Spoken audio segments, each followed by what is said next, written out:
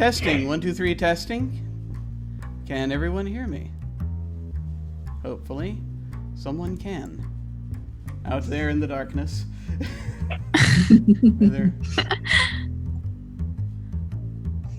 Out there in the nothingness. Excellent. We're good. Coolness. Hello. Greetings, everyone. Yes. Well, what I was trying to say is that everyone is hiding something, and apparently the thing that I'm hiding is that I can never remember how to start a stream.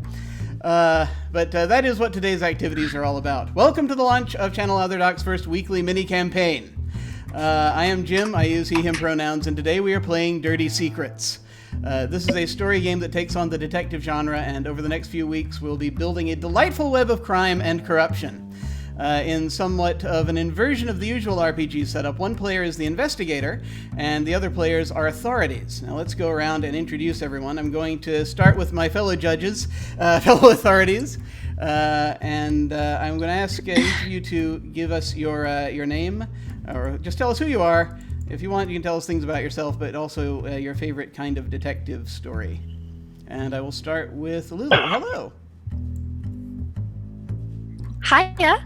My name is Lulu. I stream on Twitch as well under LuluH. I usually do study streams, but I love to play RPG games too, so I'm on a fair few of those.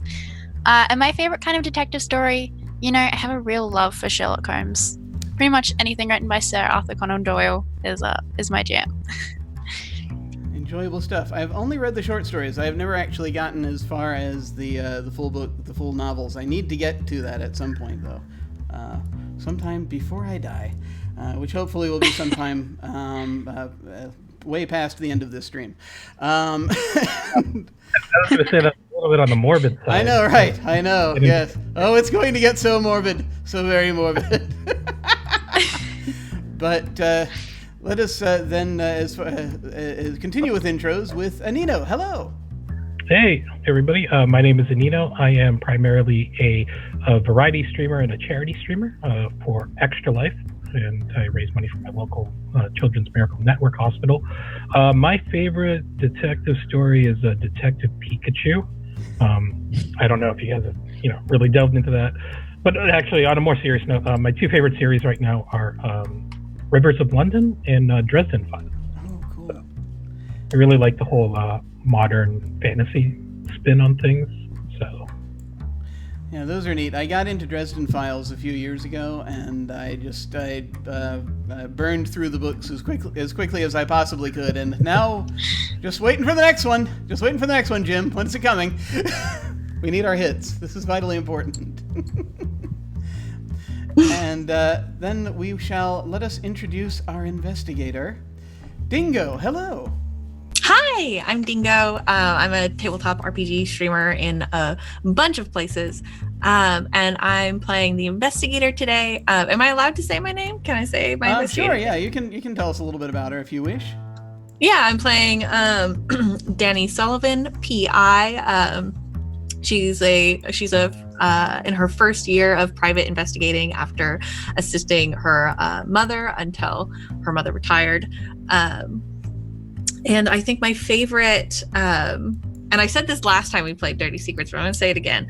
My favorite sort of detective story is the old Nancy Drew point and click games for PC. I played those a bunch as a kid with my grandma, and it was the best. And I had to play them with my grandma because I got too scared because they were a little scary.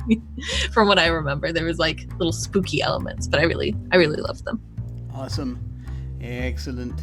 I think this week I'm probably going to say this week I'm leaning more toward the Maltese Falcon for me as far as favorites go. So I'm going to stick with that because I've had a lot of that going around in my head lately, and just kind of go there. Although I will admit, in many ways, I do still feel as though The Big Sleep is superior, but as I'm speaking filmically rather than the books themselves, I still need to actually delve into the physical books one day.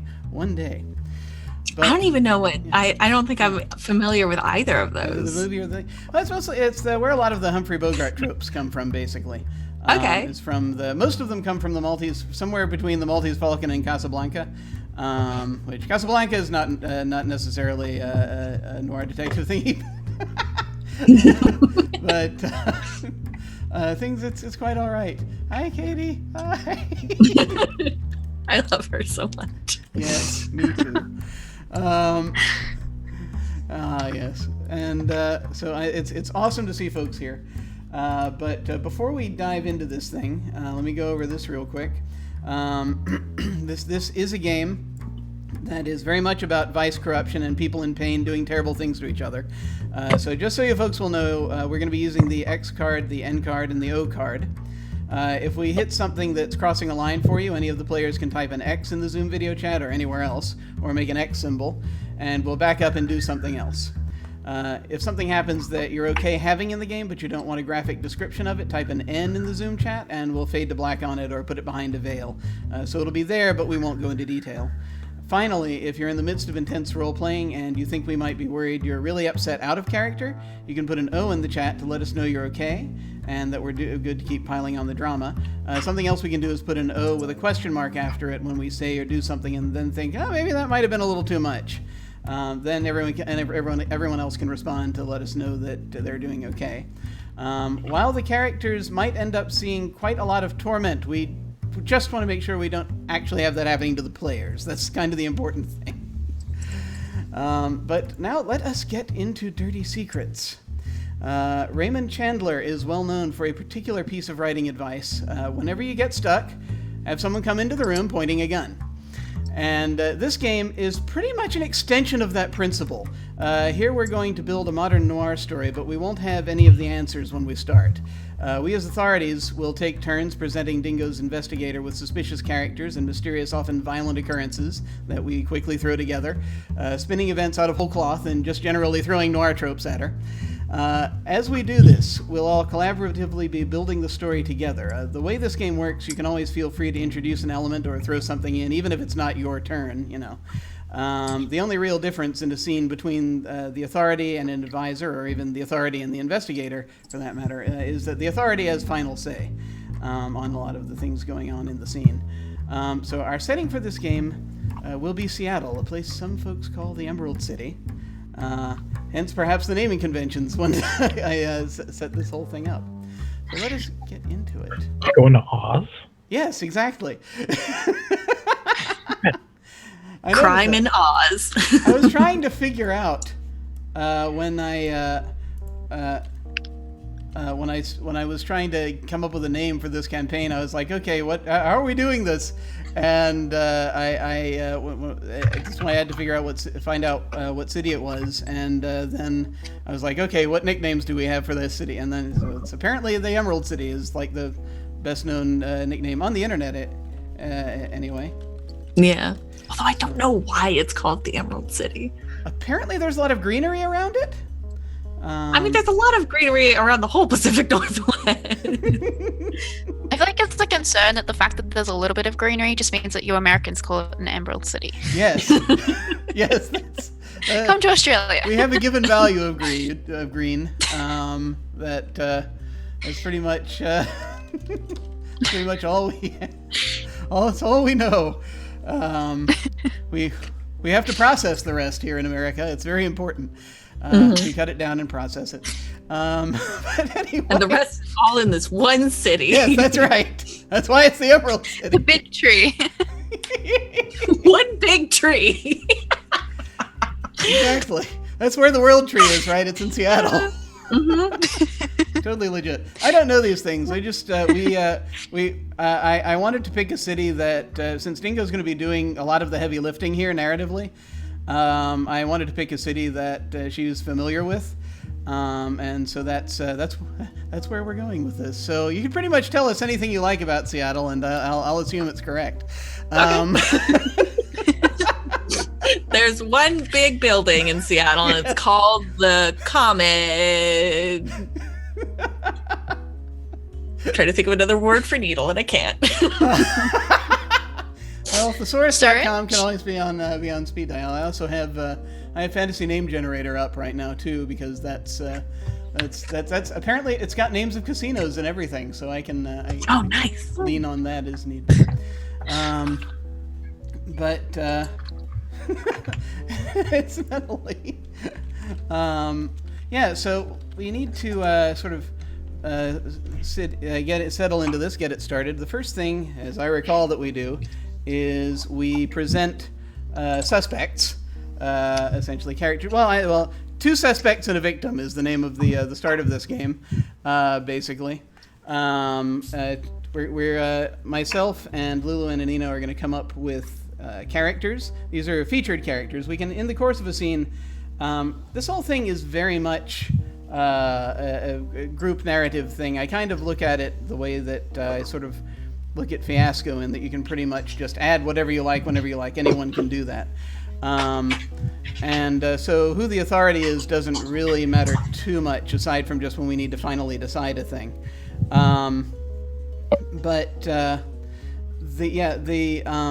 I had a point. It just suddenly went away from me. But at any rate, we're coming up with characters. I think that's what I'm saying.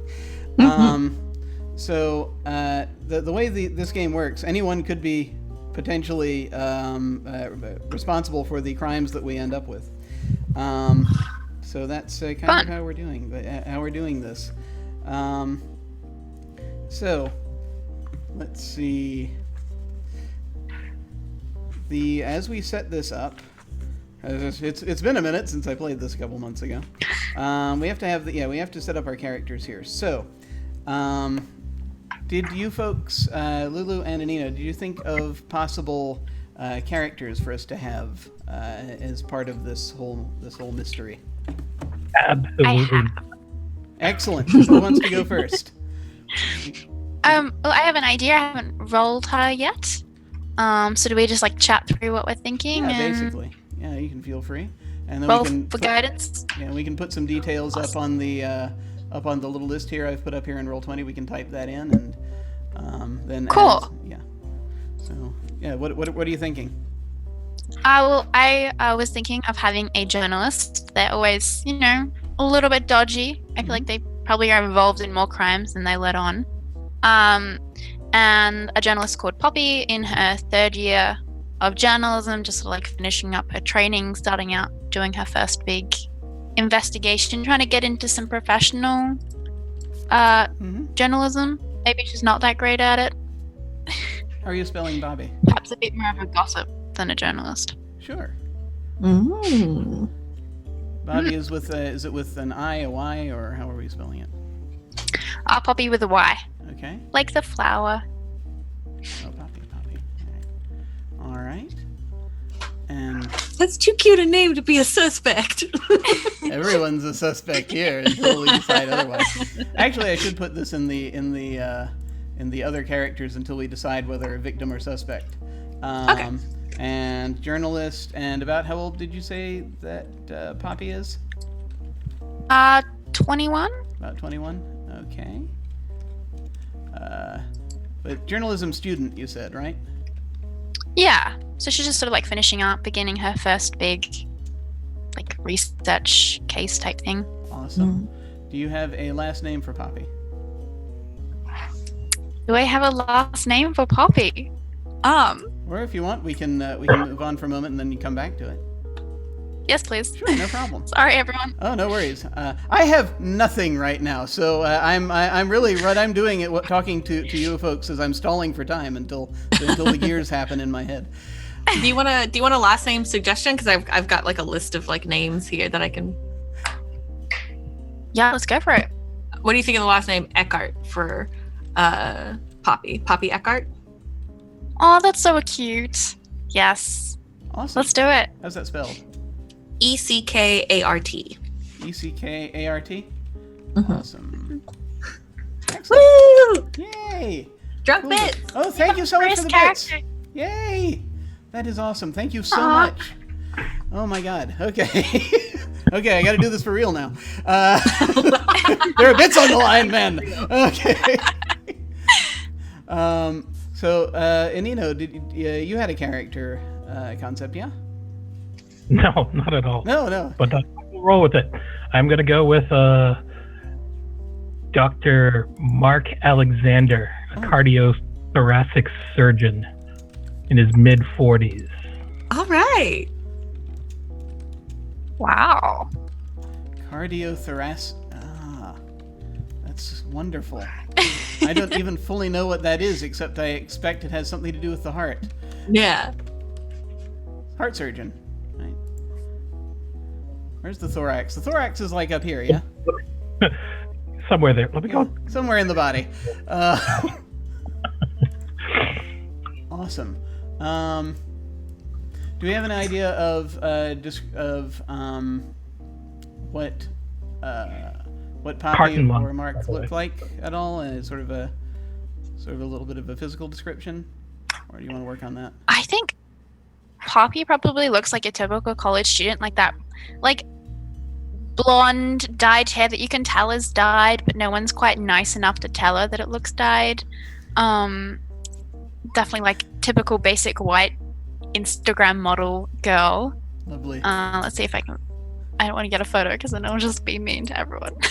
Yeah. No, that's cool. That's cool. I think I have a name. I'm just going to use a name that I've used in. I haven't used this name in a long time. I'm going to use it. Samuel Logan. Nice. And Mr. Logan is 2 first name kind of guy. Yeah. He's probably, I want to say, in his so it was like early 40s. And is a powerful mogul of some kind. Seems to be one of those people who they suspect of doing a lot more than maybe he's doing, or is doing a lot more than they even suspect him of doing. I think given the setting in the city, it should probably be in some sort of software or media type of. Yeah, I like that. Mm-hmm. So Maybe like a software investor, like he invests in it but doesn't actually design it himself. Yes, and actually, you know what's funny? Software and media these days can be pretty much almost the same thing, as far as businesses are concerned. Ooh, did anybody watch the Fire Festival documentary? Maybe he's invested in an app that helped people book acts for musical events or concerts and shows. I love that. Kind of like a Awesome. app mogul. Yes. Excellent. Brilliant. Excellent. Cool. Do we have Anino, did you have any thought about what Dr. Alexander looks like? Yeah, I kind of want to play around with some more diversity in this sort of thing. Say that he's African American. He's got really short cropped hair, graying on the sides. He looks tired. But he's got this sort of like arrogant confidence going because he is a surgeon, and that's kind of what they're like, having been under the knife of a few surgeons. So his bedside manner isn't so great. He's one of those. Yeah. No, that's wonderful. I love this. This is wonderful. I like it already. We've had a question asking about what the app should be called, and I'm looking at the what did we say the app does? Did we say what it does? Go ahead. So it's an app that people can use to find and book musical entertainment. I guess entertainers. We can call it Lit Katie. Yeah. Let's type that in. I like to imagine, like, as a man in his 40s too, he's like, I'm down with all the lingo. Yes. I got the hip. That's it. Okay, well, Katie seems okay with it, so we'll go ahead and call it Lit Katie.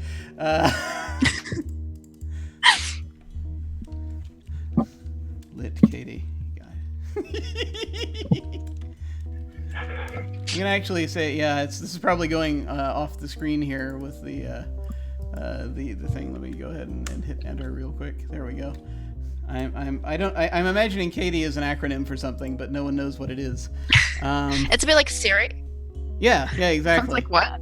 Like, wait, what's this? I'm gonna make that my project, is to find out what that acronym actually stands for. I feel like it's. I feel like it's almost going to be like Uber for musicians, where like you can have.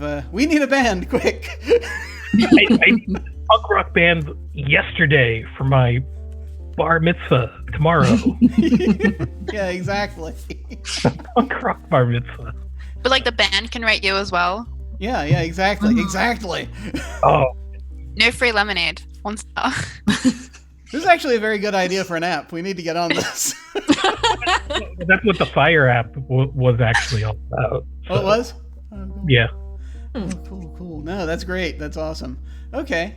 And yeah, Samuel, I hadn't fully decided on how I wanted him to look, aside from just sort of a big, imposing gentleman who is completely bald.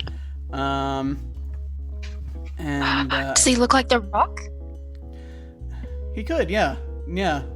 Let's sort of go there. It's sort of this could be a sort of rock-looking individual. So he's Dwayne The Rock Johnson, love but it. make it punk rock. Yeah. Punk The Rock Yes. Johnson. Yes. So this is. So where's this coming from? Where's this inspiration coming from?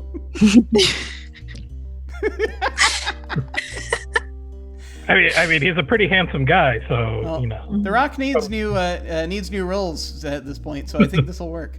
Yeah. He doesn't want to When be. this movie comes out. This needs to be a more serious thing for him, so I think it'll work out. Yeah. Good, excellent.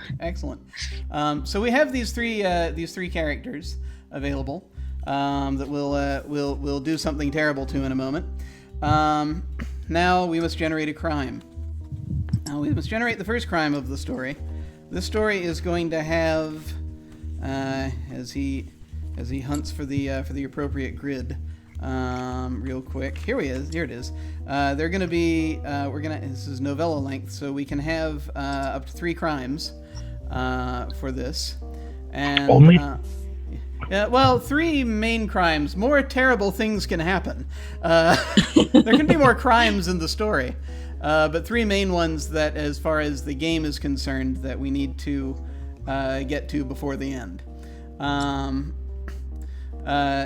So we need to generate those. So initial crime. We need to figure out what the initial crime is going to be. So. We need to roll a d6, which is a thing we can just do in Roll20 here. Would anyone like to do the honors? I'll do it. Okay. First roll of the game. Oh, it's good. Right. Okay, so that's a 5. That's blackmail. Ooh. So Okay. someone is being blackmailed. That is our initial crime.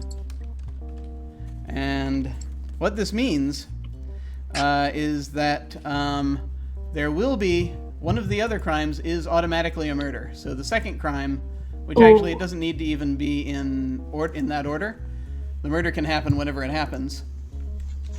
But the first crime we're sort of looking at here is blackmail. So someone is being blackmailed, and then before we actually go into the details, it says we need to determine the investigator's connection to this case. And so Dingo actually has to keep rolling. We have 4 total players, so I need you to roll another d6. You got it. All right, 6. that's a 6. Okay, your connection is going to be to the victim, whoever the victim is. So that's how you're finding out through the victim. And you are Danny is a private investigator, yes? Mm-hmm. Okay, so this could be as simple as the victim coming to them to hire them, or you could have a more personal connection. But we'll kind of determine this as we're fleshing the situation out. So, who do we think is being blackmailed? We need to decide who the victim is. Now I can't remember. Can I weigh in on this, or is this up to the everyone can authority? talk about this. Yeah, this is group craziness.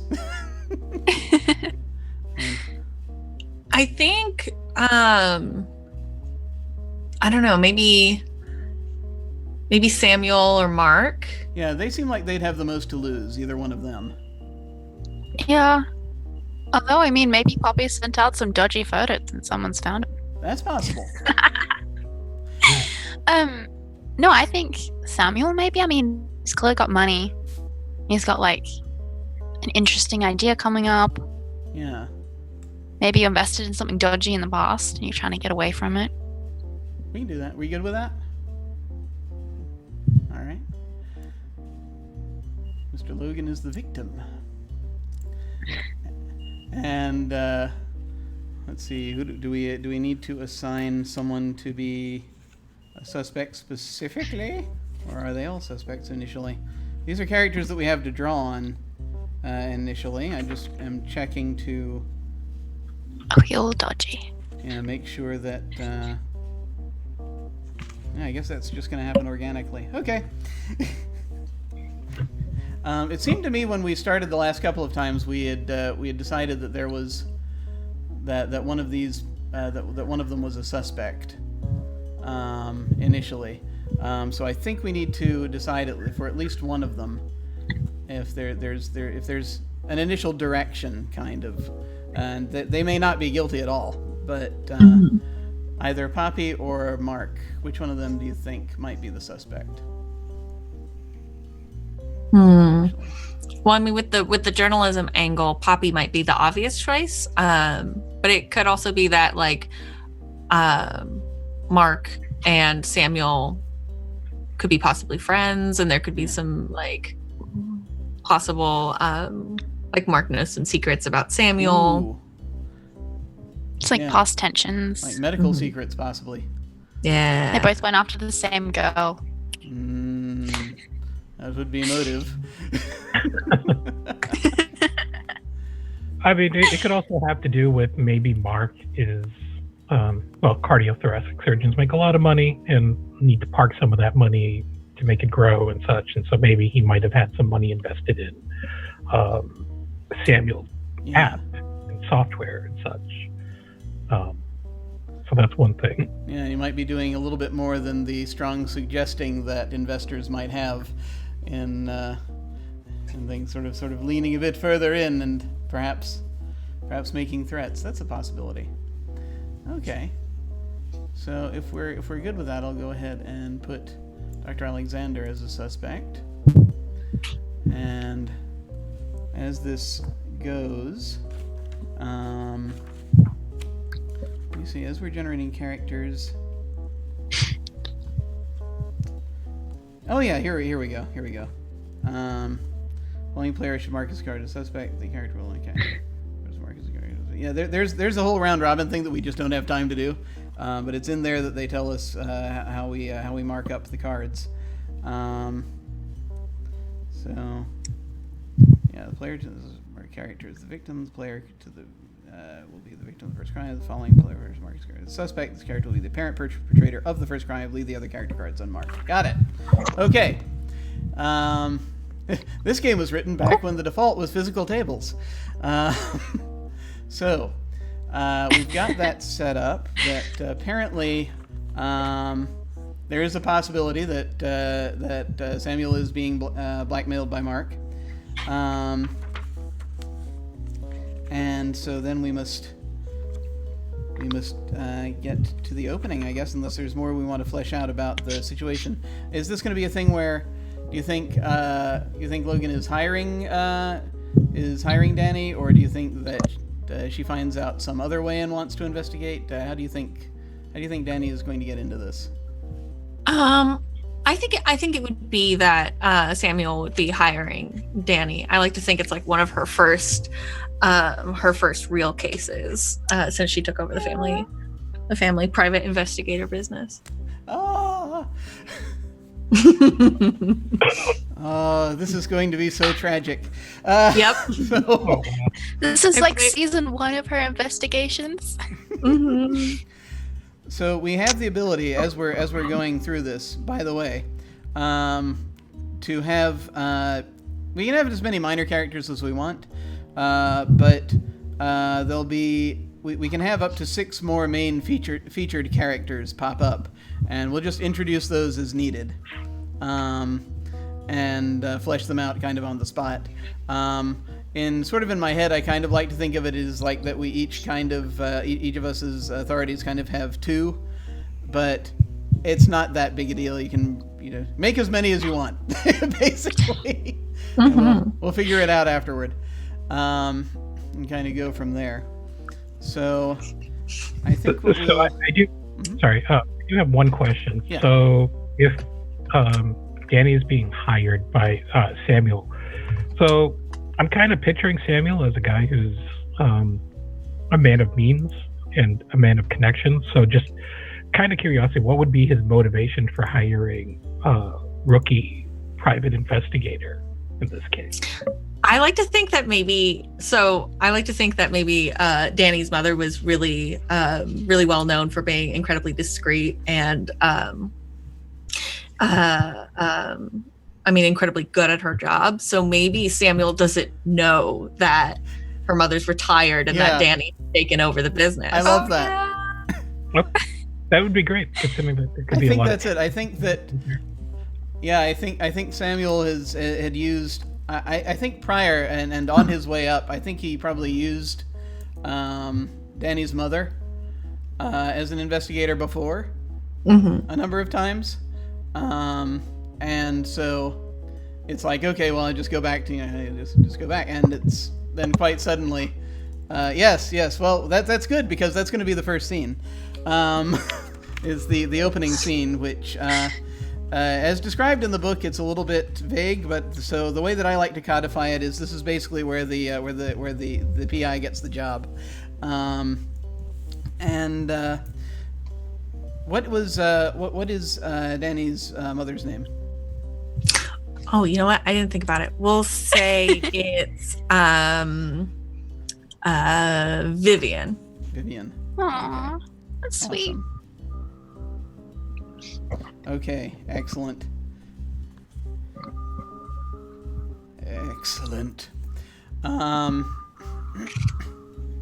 So let's go ahead then, and before we sink into this, are there any questions about anything before we kind of charge ahead? All right. I'm good to go. We're going to start here, and so we're going to be doing, my question is, why didn't I silence my phone? That's my question. There we go. That's done. Okay. So, I think that for this first one, there's not really an authority per se for the first scene. It's mostly just like establishing everything. But when we determine this, do you want me to go ahead and play Samuel, or does someone else want to play Samuel in this scene? Because I can do it, no problem, but I just wanted to check first. Okay. I'll do Samuel then, if that's all right with folks. Yeah. So describe for us, Dingo, where is Danny's office and what does it look like? So I think Danny's office is in one of those like classic old brick buildings that maybe you find kind of more in the downtown area. And I think it's one of those, like, there are a lot of like way taller buildings around it, and this one kind of sticks out because it's so like short and old, and it's got those like wrought iron fire escapes. And I think she's on the top floor. And I think we see as we like zoom into the window, I think we see like very classic noir style PI's office, but maybe with a couple of like maybe with a couple of more comfortable touches. Like there's probably like a leather couch with like a quilt over in the corner. She's got several filing cabinets with like years and years and years of cases, and a desk in the back near the window with that classic green lamp, and some files strewn out all over the place. And I think we see Danny's kind of rushing around and trying to reorganize things. She's sort of a shorter woman with shaved sides on her head and curly brown hair sort of mopped over on top, and she's wearing these like round glasses. Does she have a cat? Does she what? Does she have a cat? I feel like she should have a cat. Oh, she totally has a cat. I think she has like a calico cat that's like napping in the chair that's in front of the desk. What's the cat's name? The cat's name is... I must know. Well, how about we have the viewers pick the name? The viewers cat. can pick the cat's name. Yes, if anyone would like to suggest the cat's name, we can name my cat. We can name it over the course of the scene. So there is. So I guess we're gonna start this sort of in the standard way. There's a knock on the door. Yeah, I think we see Danny sort of, she's holding like file. She startles for a moment and sweeps it back up, and sort of kind of gathers everything on the desk, and maybe opens a drawer and just shoves it all in the drawer and closes it. And then we hear her go, "Up, come in." And so the door opens, and behind the door is a very, very, very large man. It's basically, you can tell is the sort of because it's like there's some. Do you have like one of those frosted windows, or is it? Oh yeah. Yeah. So. Oh yeah. It's like all of the light is gone from behind it for a moment, as though someone has just put a building up right in front of it, and the handle turns and the door opens, and you see basically this large rectangle in a suit. He's wearing a black suit with sort of a three-piece suit, vest and tie, and a hat, and sunglasses. This gent, which he takes off as he's sort of looking around, coming into the room, and as he's coming in, he says, "Hey, Viv, sorry to bother you at such short notice, but you're not Viv." Mr. Logan, no, I'm not Vivian. I'm Danny. Remember me? Danny? Mm-hmm. Oh my God, it's been a while. Yeah, it's been some years. Yeah, well, I mean, I was grown up before, but well, sure, yeah. Fair enough.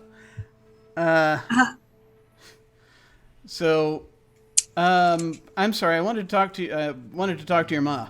Is she around? I mean, is this like a personal matter, or I mean, she doesn't come into the office anymore. She retired just this year. She did? Yeah. The Sullivan on the door is Danny Sullivan now. He sort of slowly turns. He looks at the door. Wow. I am so sorry. Okay. Yeah. Okay. Yeah. All right. Yeah. Let's do this. He closes the door behind him. Is that going to be a problem, or? I guess we'll find out. No, I need to hire you. Perfect. Awesome. Yes. I mean, great. It's totally cool. Go ahead and take a take a seat, Mr. Logan. What's Yeah, sure. what's been going on? Yeah. And he he slowly reaches over and strokes the cat for a second. Oh, that's just cauliflower. You can knock her off the seat there. She's too spoiled. Picks her up for a second carefully, sets her down. Okay, yeah. So, what do you want to know? How do we do this? Well, I mean, much like we would do it before, you clearly you're here because something's going on. Yeah, something. Why don't you tell me a little bit about what's happening? Yeah. Yeah. Okay. Yeah. Sorry. You have to forgive me. This is a little weird for me, but I'm gonna. Yeah. Well, just I guess talk to me like you would talk to Vivian. Wow. Still There's have that bottle. Does she still have that? You still have that bottle in the bottom drawer?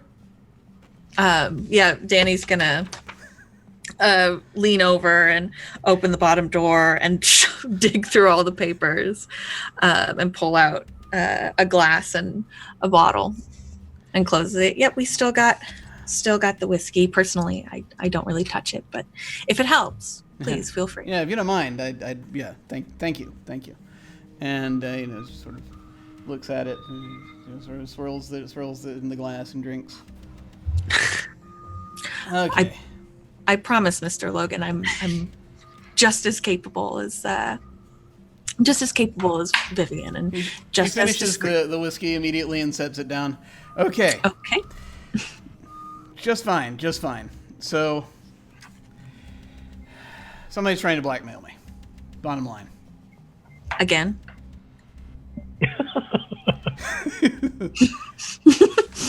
This is one of those things that happens when you trade a lot. You know what I'm saying? No, I get it. You're a man in the spotlight. Yeah, for what it's worth, yeah. But this time it's, I don't know.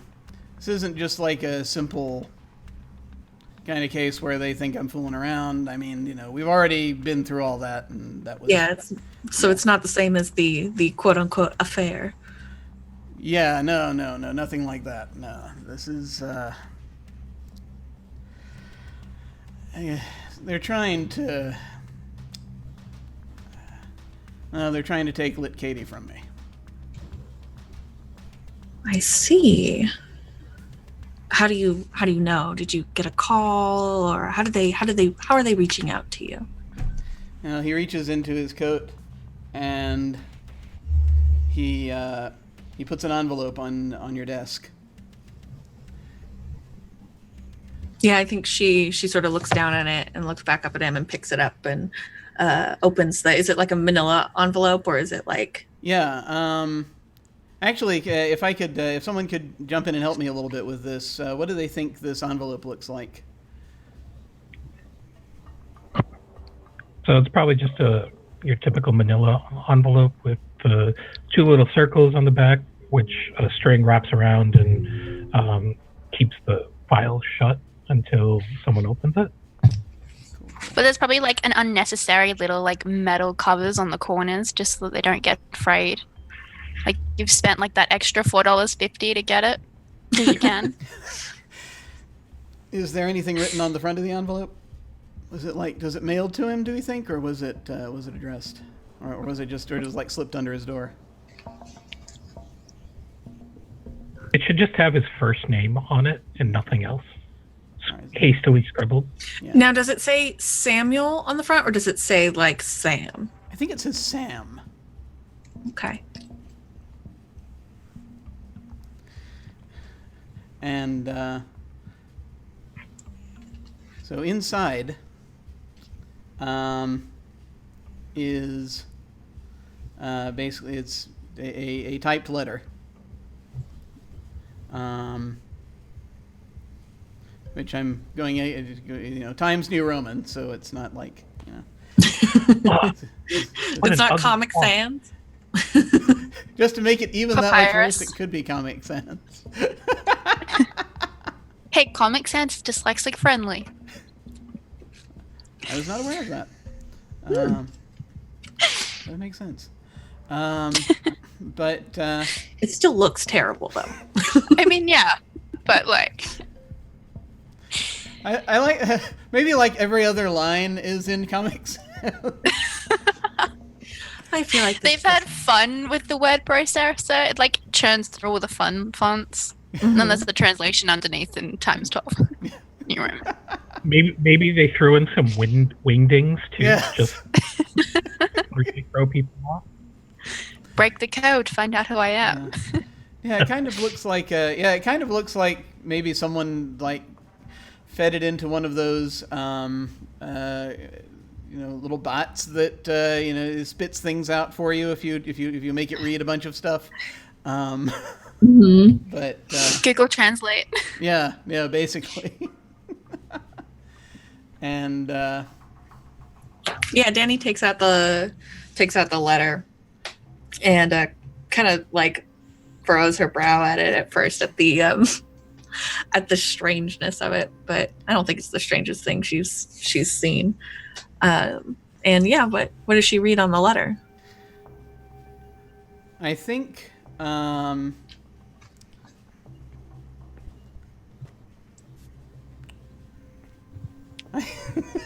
I think that it's going to. I think the letter is going to say, we. I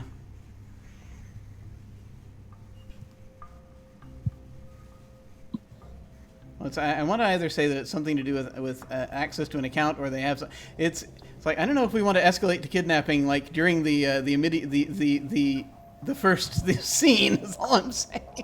Listen, So it's like either way. I'm not well, against you it. couldn't know. Well, this is blackmail, so I got to keep it as something that Mr. Logan doesn't want folks to find out about more than anything else. Well, okay. This will be easy enough. I'll just tie it back. We know about your condition. Ooh. Condition?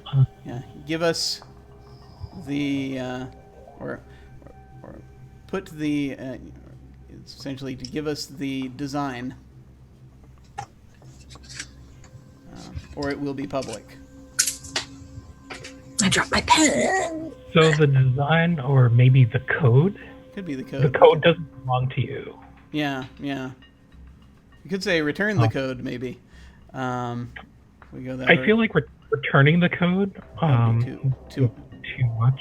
Yeah. It would Give us be the code. make it a little too obvious as to who is blackmailing them. So I mean, maybe they're just really vague and they're just trying to see what they can get Yeah. from you. So they're like, we know about your condition, we'll take action. Yeah. You don't know what that action is. But like, they've gone this far, they've got the fancy folder, it's nicely typed, they probably mean business. Yeah. Maybe there's like a little drawing of you in the corner. The frowning face. Yes, that's it. And so it's basically just stating that they want the code. So maybe not condition, but maybe Okay. we've loose threads that you've left in your climb to the top. Or we know what you did to get. We know what you did to get Katie. Something like that. Or maybe like, yeah, like you've pushed us down for the last time, give it back. Or Right. We know what you did to get Katie. Or you've stepped on too many people on your climb to the top. Yeah. We want what's ours. Yeah. And yeah. Katie wants to be free. I think we'll go with basically that. We saw what you did to We saw what you did to get Katie. We will be contacting you with. Prepare the code. We will contact you with a drop location. The code and the money. We might as well throw money. Yeah, maybe. Well, right? Yeah. Money would be good. Yeah. Yeah. So Money's a thing. Code maybe there should be an ultimatum. If the code, if he tries to give like faulty code or code that doesn't work, then maybe someone's threatening the life of someone close to him, or maybe just threatening him with murder. I mean, I feel like this is the first letter, right? Where that's coming in strong.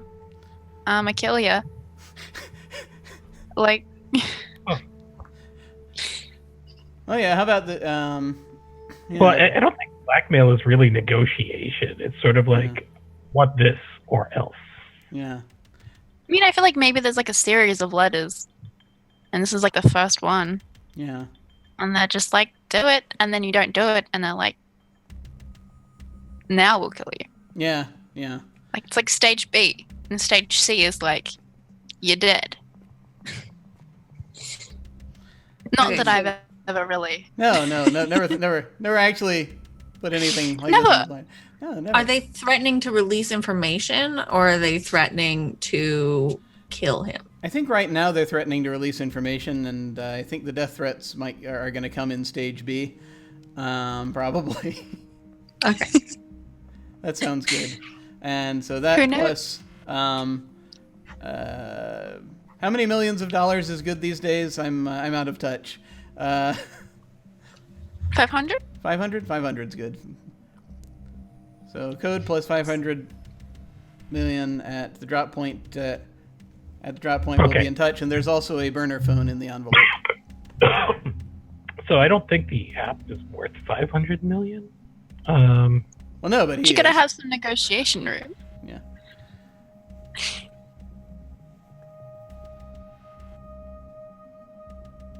What if we went with a smaller number, like 2 million? That's still pretty good.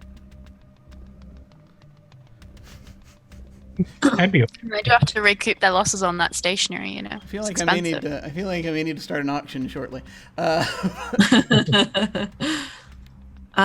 Danny kind of looks over the letter, and she's sort of running her pen down as she reads.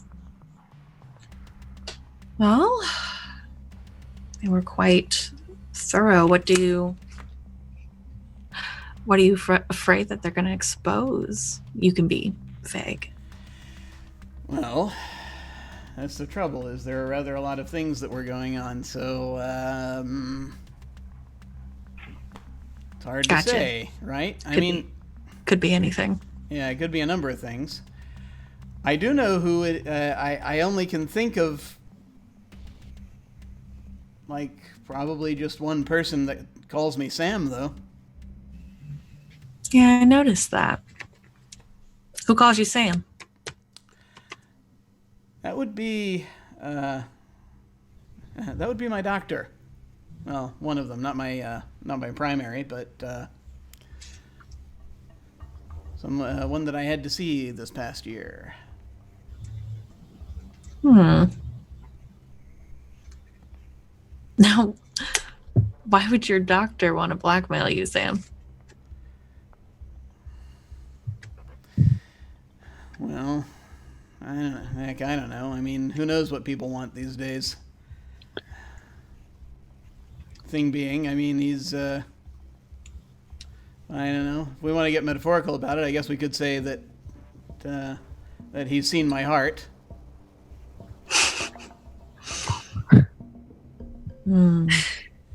Have you Actually, that's not metaphorical. That's literal.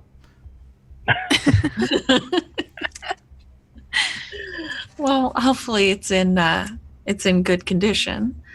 Yeah. I kind of, and actually, he just goes and does this because I get the impression that he has like no boundaries when it comes to this kind of thing.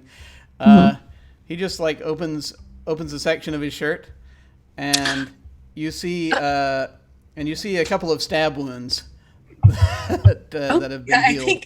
I think at first she kind of like, okay. Did you did you get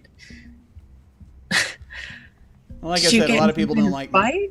Did you get okay, back up.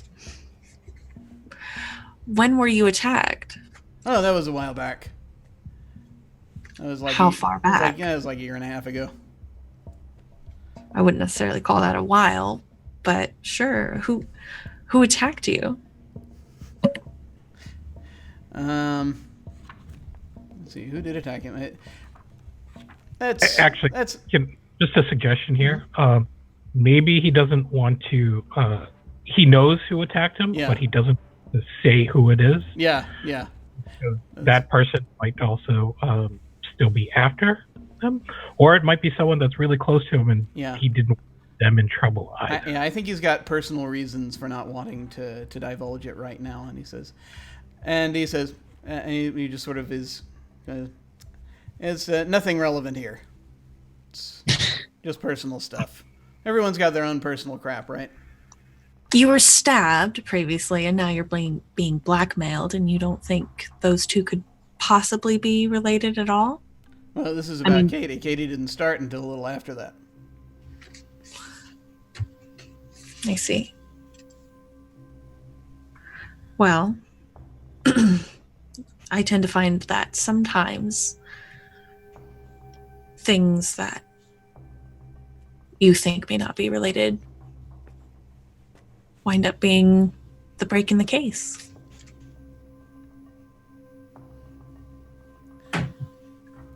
They're not involved. If I'm going to do my job, promise you that, Mr. Logan, I need to be thorough. Who are you protecting? Okay, listen. I'm going to be happy to hire you for this, to try to find out who's doing this. That other thing, I don't need any information about. I already know everything I need to know. And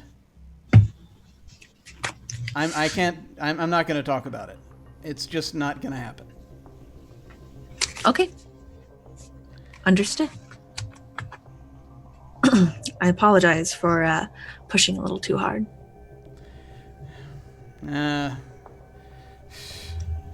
Viv did the same thing. Apple doesn't fall too far from the tree and such. I guess not. He pours himself another drink real quick.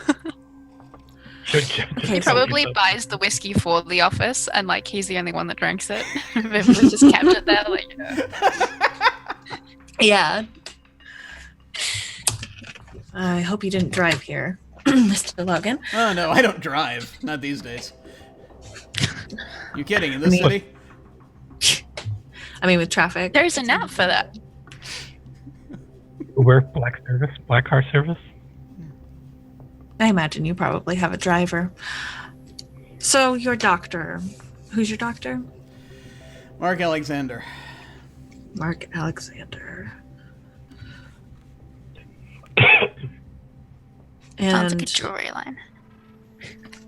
so I take it he treated you for this incident. Yes, he did. Are you two particularly close at all? Did you know him before he was your doctor? Yeah, I mean, we would. There was all matter. It was mostly a golf thing for a while. But He was inside at some point. He was inside him at some point. Yeah. That's how much closer do you want to get? No, but no, he kind of, and he helped me out. He helped me out some with the therapy afterward, and so we, so we Got a were bit good of on a that bromance level. going on. Golfing, workout partners, that kind of thing. Then physical therapy, and then but within the last, I haven't heard anything. He kind of dropped off my radar for the last, I want to say a couple months. Mm-hmm. I just imagined he was Purdy was going through something. I don't know exactly what it was. You know, people get really vague on social media. It's true. Until they have something to brag about, then Yeah, apparently. they're very forthcoming. So, Dr. Alexander was your golf buddy. Did you talk to him about Katie at all? Yeah, I mean, sometimes there were things that I would talk about, just, kind of some of this stems back to not as much at that point, but then, you know, after the accident, he's not going to call it an accident. After the incident, there was, I kind of got the impression that there was something different after the operation. I think I might have said something while I was under. I don't know. Or after, because sometimes that happens. Apparently, it's like afterward you don't, you know, you're awake, but you don't necessarily remember some of it. You're kind of still a little scrambled up there. Gotcha. He kind of was a little more reserved after that.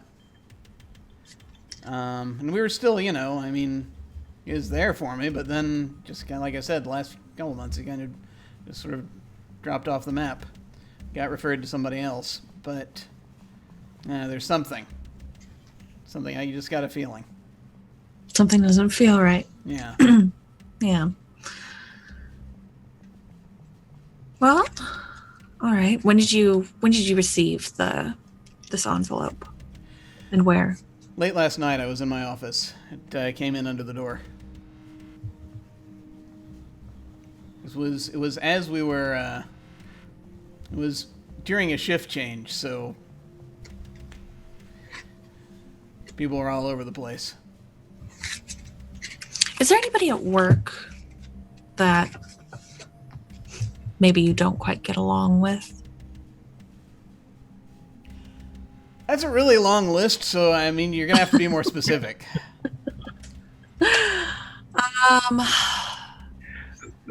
So I would feel like since he's the CEO of his media group, he's probably not the best person to tell you who might hate him or not, because everybody in the end reports to him as their boss. So I guess But it really maybe depends. he's like, no, I'm a great CEO. Everyone loves me. I've never had a report like ever. Yeah, Great. exactly.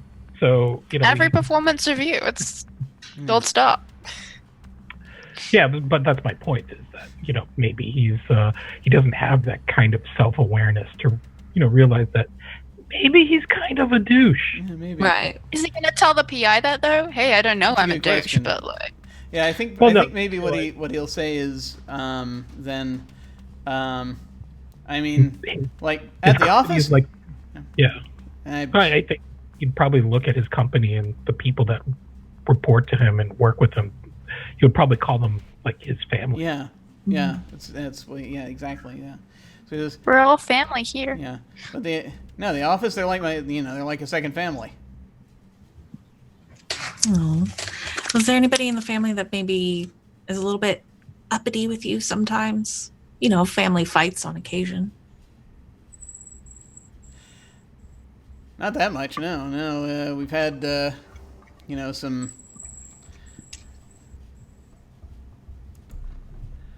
I mean, occasionally at some of the board meetings. Well, I wouldn't call it a fight.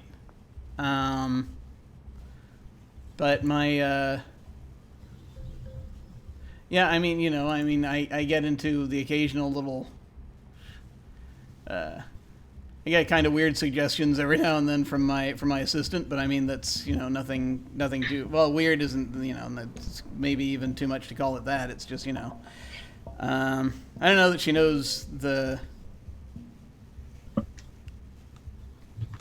ins and outs so much of what I mean. She knows a lot. She's really good, but there some things sometimes when it comes down to it, I don't know if she really has the nerve to make the kind of choices that I have to make. She gets worried. I see. Gotcha. And who's your assistant? My player is looking her name up on behind the name as we speak. You probably call her some like really nonsensical nickname that you think is funny, but she just like puts up with. Cupcake. Oh my god. Barf.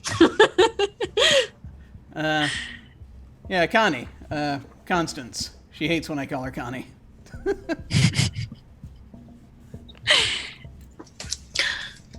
I have the feeling you do it anyway, Mr. Logan. Ooh. I mean, I think she really, I think maybe she really loves it, but I'm sure she does. yeah. And Okay, so surnames.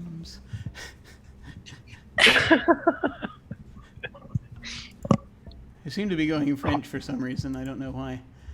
Constant Dash. Migrants, right? Ash. Last name Dash. Dash. Seeing as Constance Dash. so CC Dash is claiming that Constance is her friend now. Oh yes. Yes. I like it. Constance, Dave's friend. Is no. So Constance, Yeah. great worker, not really leadership material though. Yeah. Yeah. Okay. Sorry, quick clarification. So is Constance like the number 2 person at the organization? I think that I think she's his personal assistant. Maybe or some. Well, what do you think? Do you think that Maybe she? she's like a young college student that you like took on and kind of like accidentally ended up as your PA. And so she doesn't really know what she's doing, but like you've accepted her, and the rest of the office are like, eh. I perhaps. think that's maybe what I think that's what Logan thinks. Whether that's Which actually, is actually like, yeah, she might actually be competent. She might actually be more competent than he is. just a lot behind the scenes that he doesn't do. Yeah. And so she takes care of a lot of things, and but she fusses over stuff, and that's the thing that kind of what he's interpreting as a fight, which is not in fact a fight. You actually need to file your tax forms. What?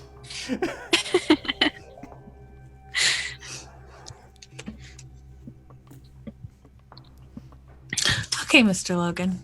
I think I have enough to go on here. All right. Good. So Keep that burner phone on you, and if you get any calls from it, you call me immediately after. Okay. I don't know when they're going to contact you, but I'm going to guess it's going to be sometime soon. Yeah. Yeah, because they're gonna want me to like deliver something or some crap. All right. I can't let this code get out. It's very important. You know that, right? Understood. Okay. All right. Well, and he gets up. He says, he looks at the. Looks at the bottle. I can have another one of these delivered if you want. I know you're not. You said you're not into it, but if I can have it sent over if Viv wants one. My mother still comes by on occasion, so I'm sure she would appreciate that. All right. I guess we're doing this. Okay. And he gives you his personal information and or as far as like how to reach him, that kind of thing, and we'll. Yeah, she how to takes reach his card Constance. and Yeah. shakes his hand. And it's also got like Constance's number on it and all that. And, I imagine he's also like, I remember when you were 10. that's kind of what I was going for in my head, but Yeah. and he will take off, and I think that'll be the opening scene. All right. So, a couple of questions I have before we get on to the first actual, according to Hoyle, scene, or sequence as they call them in here. Do we want to make any of the characters we named actual like featured characters, or do we want to leave them sort of drifting around for now? Maybe Constance. So, yeah, I don't know if Constance should be a suspect, though. Well, we can Okay. put her under other characters for now, and then. But I think that if we're saying she's as competent as, and underappreciated as we sort of scoped her out to be, maybe that's probably where Danny would find a lot of hidden information, I guess. Yeah. Yeah. And we said that Constance is in her 20s? Yeah. Mm-hmm. Okay. All right. Go over there under the characters. All right. Now, we get into the actual sequence structure here.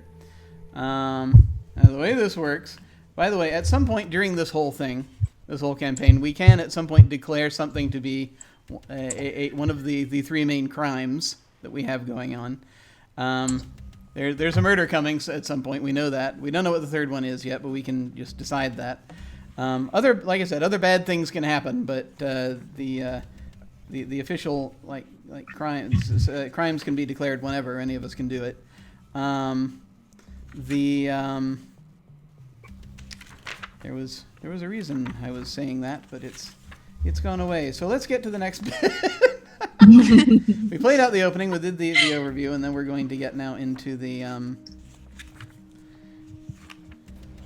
next bit, which, as I recall, the way this works is that the investigator proposes a scene, and then the current authority will either accept it or will block with a different scene. And so I think what I want to ask is, do you want me to go first as authority by way of demonstration, or do you want me to go ahead and pass the gavel on and have someone else start as the first authority? Not it. First, please. Righto. I'm going to move the gavel over onto my screen. Hi, kitty. Gavel's getting huge. Move the gavel. Sunny is not really my cat so much. Wait, you're going first, right? Oh, you want me to go first? You're going first. Oh, okay. Yes, yeah. please. Sure. That was All me saying first. Go first, Oh, please. you were saying not it. Okay. I was not that confident. Oh, no worries. I'll go first. Okay. I'm just making sure that chapter structure. Here we go. Select the sort of sequence we're going to play. Investigator starts by proposing the next sequence that they wish to occur. The authority can accept the sequence or block with a sequence of his own, which the investigator must accept. The advisors should feel free to offer suggestions during this phase.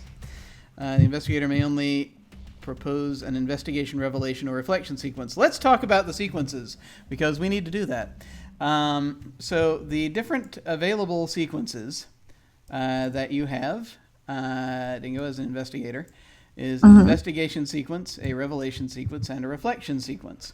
The investigation sequence is pretty much what you'd think. This is the standard sort of meat of this game, that where the investigator takes an action related to the case, going and checking something out typically, or however you want to do it.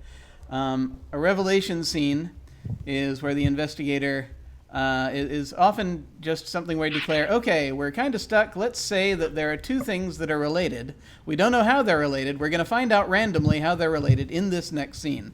We roll a couple of dice to determine a relationship between two characters, and then we play out the investigator discovering that.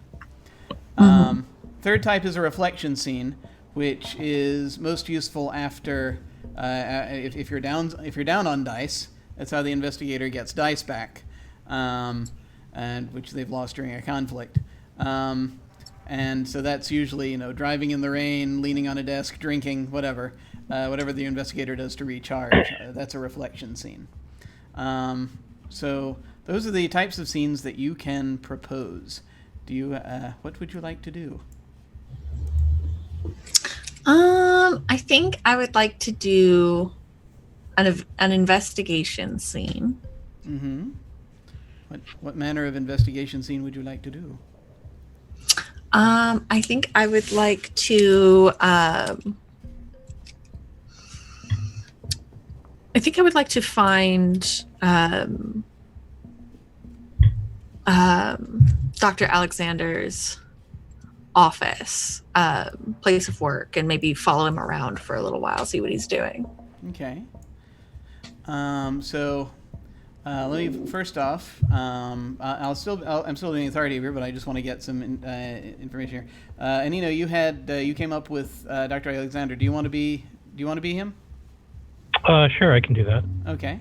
Yeah. By the way, these scenes, anyone can play anybody, but it's one of those things where it's like you can call on people to whatever you're comfortable with. Basically, it's kind of what it comes down to.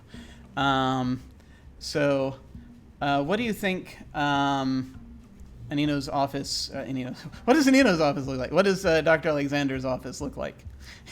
Oh, there it is. Good. Yeah, there's my office. Okay. So, Dr. Alexander's, since he is a surgeon, he's primarily based in a hospital. We'll say that he's in he's in that Grey's Anatomy hospital. Let's go with that. Mm-hmm. So, he's got an office, but almost inaccessible, primarily because it's on a surgical unit, or if he's, let's say that he's on his way up the ladder, so he's not maybe, so he's like the chief of surgery, which is basically the guy who runs this the whole department there. So it's probably going to be a little bit tough to catch him in the office. Also going to be tough to catch him if he's working in a surgical ward, because those are very secure and there are infection protocols and such that you would have to go through. So if the investigator is going to want to interact with him, likely it's going to have to follow him out of work. So that's what Danny's kind of thinking. I think she's waiting, probably outside of the hospital, to see when Dr. Alexander comes out of work. But I don't think she's going to. I don't think she's going to interact with him. I think she's just going to follow him out of work. Okay. She should be like dressed up in scrubs. Nice. All right, so I think you see around when does when does Alexander get off work? I'm gonna probably say about 8 o'clock at night. Okay. After a full 12-hour kind of day. Maybe all the surgeons have a particular place that they like to go to for a quick bite to eat, or have a coffee, or even a drink after a very long day. Yes. So, consulting my my place names. Oh yes, you have battle arenas, but you don't have bars. Wait, is it under pub?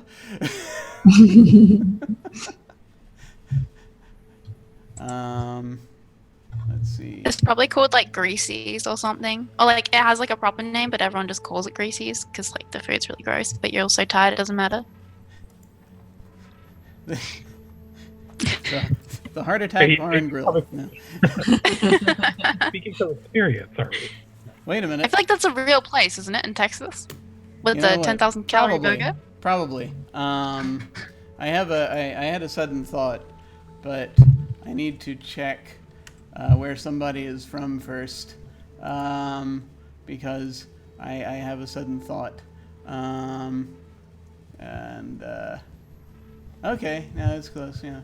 Is there already a? There probably already is one of these, but does there? And it probably exists in California now that I'm thinking about it.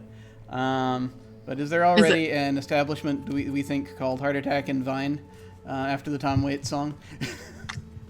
I don't know, but I think would there like. should be.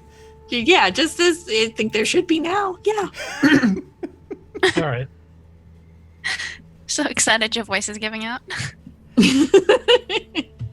So is this? We think this is like a diner, or is this like bar and grill? I like to. Oh, sorry. This is my seat. Anyone can say. Go ahead. Yeah, I think it. I don't want it to be a sort of like a chain establishment, like a Fridays or something like that. Yeah. It should probably be a sort of more local place, but I don't think it's a dive bar per se, just because he is a surgeon, and it's just not the kind of place that he would go to. Mm-hmm. Maybe it's like a more like hip, popular, sort of maybe a little bit swanky bar. Yeah, It's like a hipster bar. They like deliberately make it gross, but like it's a cool kind of gross. There's what looks like grungy bits on the walls, but it's actually painted. It's not, they painted mold on It's the all wall. meticulously cleaned, Yes. but like It's very meticulously cleaned walls, painted mold colored. I don't know. they've got a 5-star health rating. Yes. But like It's designed to look slovenly, much designed to look slovenly, and yet very very articulate, much like Tom Waits himself. I was thinking more like a high-end whiskey bar type Ooh. of place. Like, That's what I was kind of thinking You can do too. that. Like, yeah, I mean, like it's a kind of quiet place. It's a sort of more mature vibe to it, and therefore it's got that sort of elitist hipster thing in which. yeah, they've got like 50 different kinds of indie bourbons. Yeah, Yeah, exactly. awesome. So it's like the whiskey version of the wine bar. Type but deal. no menu. Like you just have to know Yeah, it. you have to know what You you shouldn't want be there. and go seize yeah. it. Oh, only plebes ask for the menu. That's right. Yeah. That's the first mistake. So I think that Danny follows Mark. Is Mark just basically just like car after car type thing? Because traffic is horrific, but it's 8 at night, so it's probably not as horrific as it could be. Yeah. So yeah, he basically gets into his horribly expensive vehicle, and Lamborghini, let's say, why not? Okay. Drives over there. In the meantime, what does Danny's car look like? Oh, it is. It's like a Honda Civic. It's like an old Honda Civic. Totally won't stick out in this neighborhood. No, not at all. But yeah, I think like the paint is peeling in some places, and Is there like a bumper sticker from college on it? That's like half peeled off. no, I don't think she would have any like distinguishing features about her car. I think she knows a little better. It's like a dark green, pretty,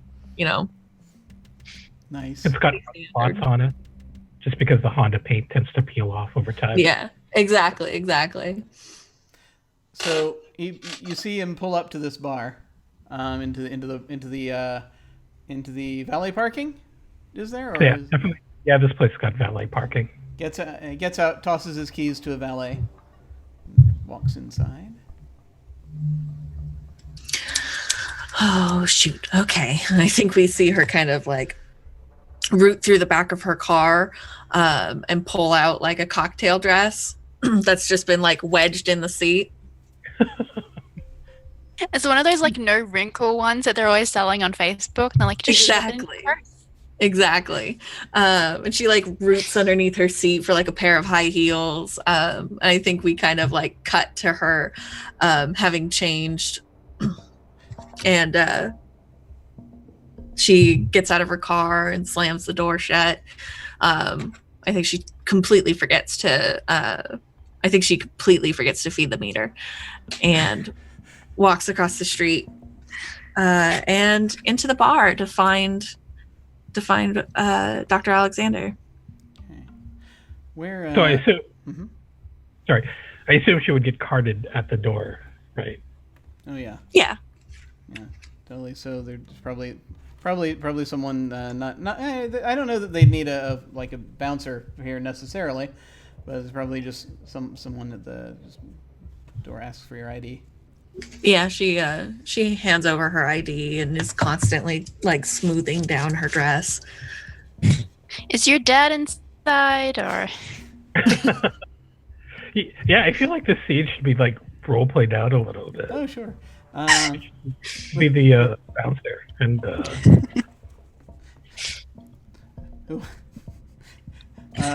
Does so first question? Sorry, I couldn't quite. Am I a bouncer? Is Lulu a bouncer? What are we doing? Oh, I thought either one of you would do it. Let's be partners. Let's both be bouncers. Okay. Yes, you get her ID and There's I'll. one on the other side. You get her ID. I'll be in the back. I'll be inside. So I approach Danny, and I'm like, and I need to see your ID. Oh yeah, absolutely. Just one sec. Let me find it. I'm I never don't take prepared. my eyes off you. This is just like right on. And she pulls out it's not like a wallet really. It looks more like a coin purse. And she kind of opens it and there's like a bunch of like cards sticking out, and she pulls out her ID and kind of stuffs everything back in, and I'm just standing there, like, hands it to you. All the regulars are going straight through, so I hold on to your ID. Yeah. And I'm holding onto it, and I'm like, move to the side, let another regular through. Yeah. This big beefy guy has now come up and is holding the door open so that the regulars can get in. And I look at the photo, and I look at you, and I look at the photo. I know my hair is a little bit longer. I recently got a haircut. You should really keep these up to date. So is your dad's inside? You going in? I give it Yes, back. Drink responsibly. always do. And she kind of tucks it back into her purse and opens up the door for herself. I imagine Well, the other house. open. There's this. Oh, okay. This another large brick of a gentleman is holding it open and just sort of staring at you. And I'm like, kid coming through.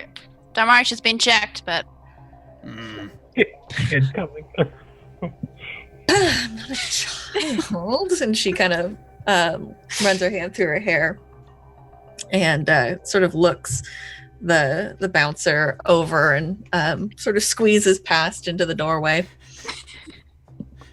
He's got like a scar.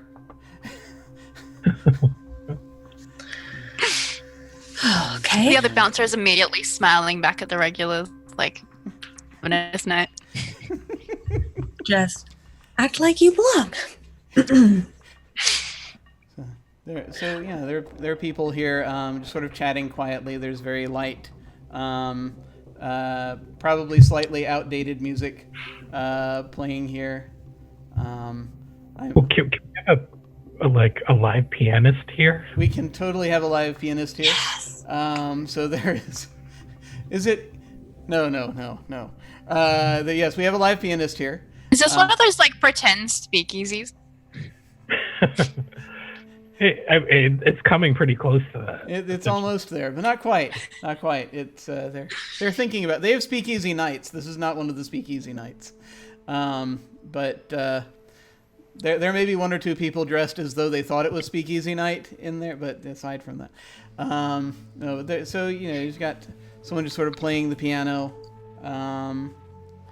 His name is Joel Billings. Joel Billings is playing the piano. He's a cover artist of Billy Joel. He gives Dr. Alexander a wave as he comes in. He's seen him so much. Yeah, exactly. He does. Maybe Dr. Alexander. Danny is dead. We'll put something in his tip jar. Yeah, I think Danny kind of she saddles up to the bar and kind of raises her fingers, goes, Jim Beam, please. Can I play the bartender? Yeah, go for it. The bartender like looks at you and he's like, we don't have that kind around here. And she's like around, and I will just take Jack. A Jack? No, he's not here tonight. He's on the next night. Daniels. You know what? I'm gonna fix you our house blend. You're not usually here, are you? It's my first time. I thought I'd give it a try. Young doctor? And he'll stop pouring the whiskey. Yes. Fresh out of school. I can tell. Yeah. Don't worry, you'll settle in fine. Most of the guys here at this bar are doctors or surgeons, specialists. Make some friends. Maybe it'll help you later. Anybody particularly friendly? Well, Trying to see one? hello. Well, I mean, not really. But, I mean, there are a few regulars. And he'll lean forward and set your glass up on the bar. Now sip this slowly. And then drop the lime onto the side of the glass. Don't eat the lime. Some people eat the lime. Don't eat the lime. Also, there's a Dr. Alexander here. I don't know what like thing you're into, but I've heard his interns get pretty good jobs afterwards. Wow. Oh, okay. And she reaches her hands forward and kind of wraps them around the glass. I won't eat the lime, and we'll see about maybe I'll talk to Dr. Alexander. Thank you for the tips. Appreciate it. Good luck. And she's gonna slide some cash on the over the bar. We'll take it. And- you don't get any change back. Yeah, that seems about right. When Danny kind of looks around, where's Dr. Alexander? What is he doing? So he's probably leaning casually. It's clear that he's got his own regular seat at the bar because one of the bartenders there might have shooed off a customer that was sitting in his spot right when Dr. Alexander came in. Nice. So I probably did it really obviously, looking at Danny like, Dr. Alexander, take your seat. Yeah. So it's kind of weird because if you look around the place, it's mostly white people, and he stands out because he's the only black person in there. So kind of left wondering as to why he's hanging out here, whether or not it's just for personal appearances. He has some casual conversation with other people who might look like they've have some sort of business or association with the hospital that he's in. But yeah, so he's in probably a pair of black dress pants, pretty well cut, a button-down shirt with the top undone, and he's got maybe a pair of spectacles that are sort of just hanging off the, just hanging in, right here on his shirt, and he's drinking out of a lowball glass. It looks like scotch on the rocks. And he's sort of just quietly taking it in as if considering a lot of things that might be going on in his mind. Is that yeah. Is he? So he isn't really talking to anybody. He's just kind of. Yeah, he's waved around. He's nodded at a few people, but he's not really engaged with anyone in any sort of conversation, really. Yeah, I think Danny's gonna sort of move towards maybe one seat away from him. Okay. And after a little while, I think she's gonna kind of peer over her glasses at him. And I think she goes, What's on your mind? So, Dr. Alexander will take a sip of his drink and look over at the tiny woman who's obviously out of place at this bar, feeling pretty awkward, and probably respond with a bit of a grunt and say, "What's it to you?" I don't know. It just seems that like everyone's having a lot of fun in here, and I noticed you're just kind of, you seem very thoughtful. Well, I'm trying to enjoy the music. I'm sorry. Joel has a very interesting cover of 24 Karat Magic going on in the piano. I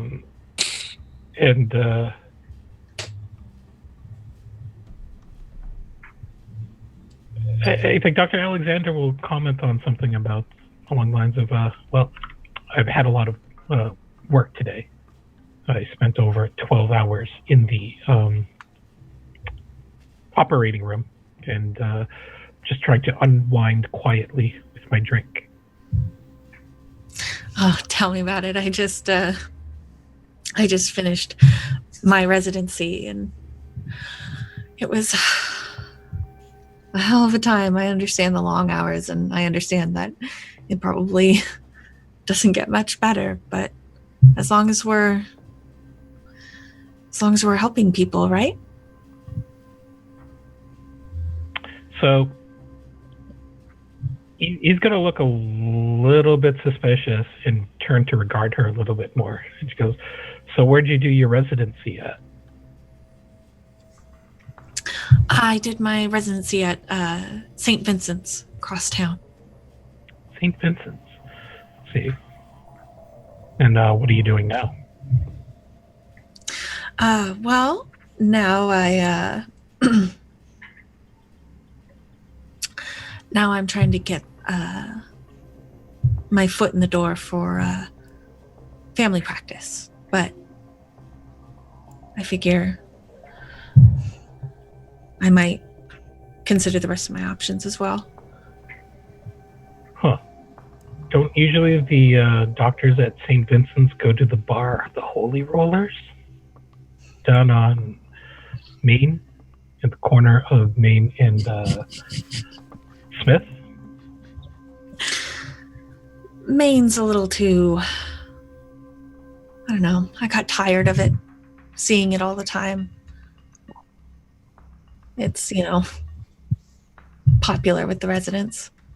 And I mean, Holy Rollers is fun, but I figure I might want to transfer hospitals, and so I figured I'd come here.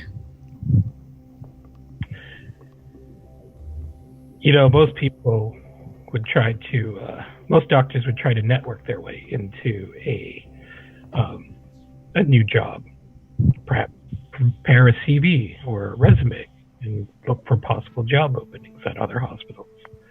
Seems kind of odd to come here with a drink in your hand. Is that water? And sniff around for potential job openings. Oh, it's a house blend that the bartender gave me. I'm not really looking for jobs per se. I guess I was just looking for, a change of atmosphere. Change of atmosphere. Have you considered? I feel like I'm in the hot seat right now. This is kind of nice. Ask me more questions.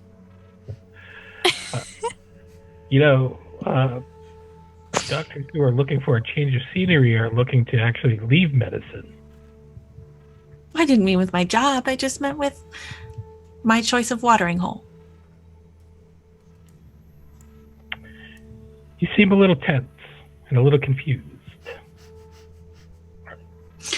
Well, I guess I'm just a little out of place. I think that much is pretty much obvious. And he's going to glance at the bartender with a, curious eyebrow, as if he's like, "What the hell?" I'm not the He's only going to give thing. you a little grin back. I'm not the only thing out of place. I would say that this music is a little it's an odd choice for this establishment. So I guess I'm not alone there. What are you doing, like the fingers like Liberace on his piano? He's starting to get a little showy, I think. I think Joel is starting to get a He said little into it. it's the Jack Daniels that he brought himself. Yeah. There's one bottle of Jack in this by the bar, piano. and it's inside the piano. A bottle of red and a bottle of white.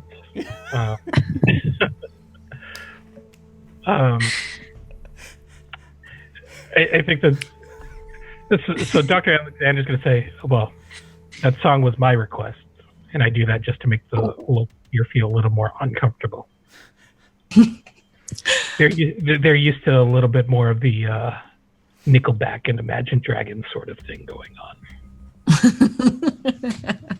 I see. So you enjoy making people feel uncomfortable? Well, let's just say that people have always made me feel very uncomfortable in the circles that I've been traveling in. I see. Well, I'm sorry to hear that. And she, as soon as he finishes his drink, she's going to kind of wave to the bartender and point to his drink. Let me get you your next one, and you can keep making me feel out of place and uncomfortable. I don't mind. He's going to look really confused at her because this is probably one of the more awkward conversations that he had. And he's going to comment idly, you do know that this drink that I'm having is about $50 a glass. Yeah, and? Well, I've been in your shoes as a fresh out of residency doctor, and gotta tell you, we didn't really make a whole lot of money back then to hang out in places like this. Well, you're not wrong, but I figure I have enough to at least buy you one. And it's rude to ask about someone's finances.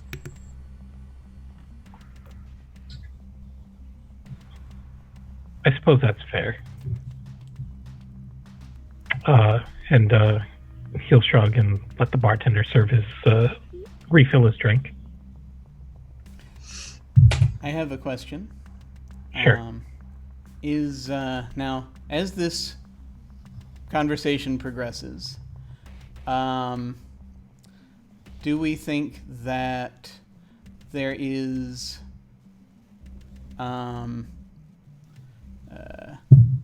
are we aiming toward a definitive result, or do we think that it just sort of is going to end pleasantly, or do we think that something else is possibly going to be happening? So I'm kind of just trying to feel it out. Yeah. He's it's kind of different for him here because he doesn't know who this person is. Yeah. He's probably very suspicious in that he probably doesn't think of her as a doctor. Yeah. He also didn't really care to ask for her name. Yeah. So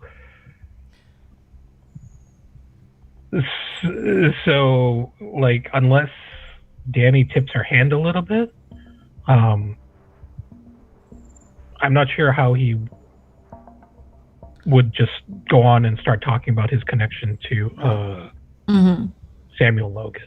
What I'm wondering is would this be an appropriate place to jump forward a little to a little bit later after more drinking has happened, and maybe the subject is lighted on something else? Is that something we want to do, or do we want to keep feeling this? I'm good either way. I just wanted to kind of know if we wanted to steer a little bit or not. What, like 3 house blends and a screwdriver later? Yeah, something like that, basically. Yeah. Yeah, I'm okay with that. Okay. So I'm just trying to think of where would it go.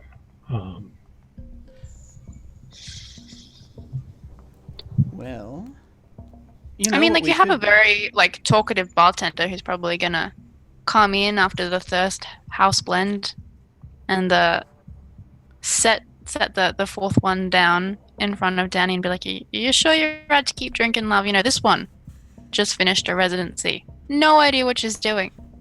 I remember when you first walked into here. Well, what was he like when he first walked in here? Just about as awkward as you, I think.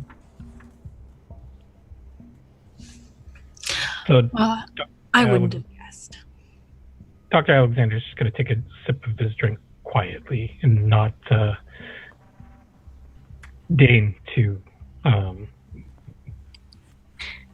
respond to that accusation that he was ever awkward. Although I've got to say, you know, for a doctor, most of them hang out in groups. You're pretty lucky to have a drinking buddy like him. You know, I've come to think so. I think he's a very good drinking buddy. I think she's kind of swaying a little bit. He's definitely started to water down the house brew. Don't worry. It's tapering off. So, you're usually drinking alone. Let me tell you, she's good company tonight. He's so amused by this situation. I don't know if she's very good company at all. But she's here, I guess. I don't think she's a real doctor, though. I never picked you for that type of person. Girls can be just as good at being doctors. Well, I don't think that my accusation of her not being a real doctor is really predicated on her gender. It's just that she doesn't have the lingo. You mean like stab, stab, sharp knife? Come on, man. I mean, I'm just a bartender. I didn't really come here to talk shop. So what did you come here to talk about? I don't know. I guess I just came here to make a new friend. So, and he's going to start waving his finger around and sorry, stab, sharp knife. He's going to wave around casually. I'm sorry. And with his drink in his hand, he goes, so this isn't one of those kinds of bars that you would really go to in order to just make new friends. This is a place that you would go to because you want something. Either this is where people go. This is where the old-fashioned go to make those types of backroom deals that Ooh, exciting. I didn't know that. What kind of backwards deal are you making? I'm just saying, it's a very old boys club here. I'm here because I have to play the game. You have to play the game. Well, yes. I think it's very easy for someone of my background to climb his way up the ladder to become chief of surgery at the third most prominent hospital in third most prominent research hospital in the country. Hmm. So you've been getting yourself a leg up. Good for you.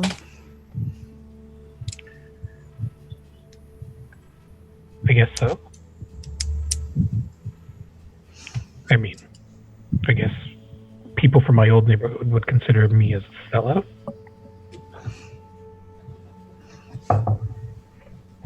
What makes you a sellout? Well, for one, I'm sitting here in a bar where the drinks are far too expensive. Yeah, $50. Tell me about it. Trying to make myself look like I fit in with all the rest of these rich people, even though they secretly look at me and don't see me as one of them. It's the whole old money versus new money thing. I see. Well, as someone who comes from no money, honestly, I guess I don't completely understand, obviously, but maybe we both kind of stand out. Perhaps. But if you're playing the game, shouldn't you be talking with people then? Playing the game? I'm making appearances. I'm showing that I do spend my money on similar things of taste. But I just didn't really feel like going home yet. How come? What are you waiting for? I'm not waiting for anything. I just don't really have anything else to do, and I'm not ready to go to sleep yet. Okay. I suppose that's fair. I mean, it's not like I have anything else to do either. Really? Shouldn't you be on call? Not my night. Not your night. And what hospital do you work for again? St. Vincent's. Right.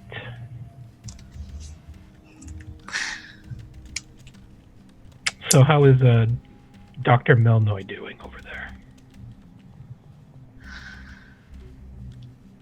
Just as much of a hard ass as ever. So Dr. Melboy retired about 3 years ago. If you did your residency, he would have been the doctor you would have reported to.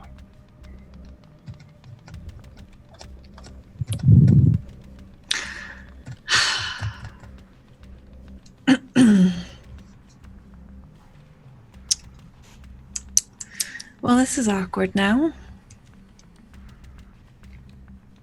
And she kind of looks around.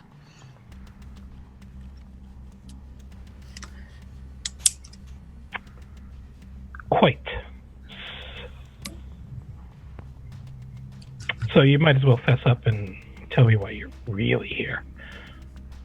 Or you're going to get stuck with this bill, and the bartenders aren't really going to cotton too kindly to people who can't afford their bill.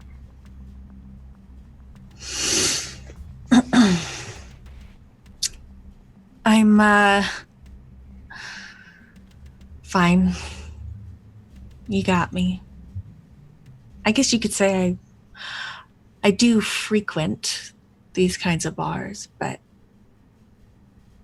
I don't know. I kind of have a thing for doctors.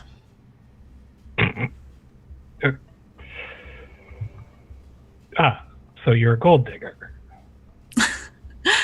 I mean, I wouldn't necessarily call myself that.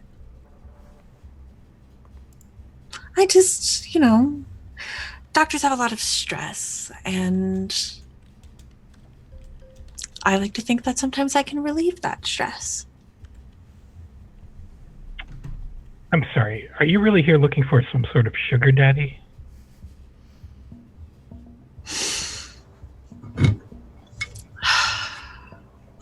You always have to be so straightforward about it, don't you? Usually the straightforward questions get you there faster.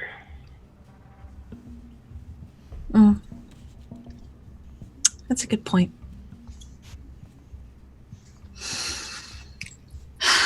Then yes, if we're being honest. Or at least, if not a sugar daddy, at least some fun. Well, Miss, did she give her name at some point? No, I don't think she ever did. No, but like I'm saying, like since we did fast forward through a couple of drinks, like I'm sure she would have given a name at some point. Yeah, then yeah, she probably did. Her real name or a fictitious name? Lola.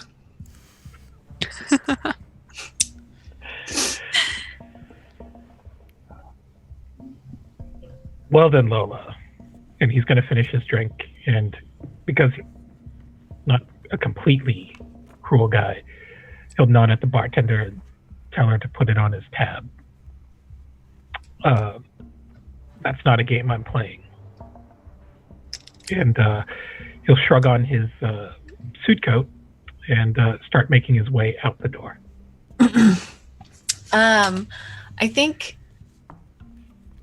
I think she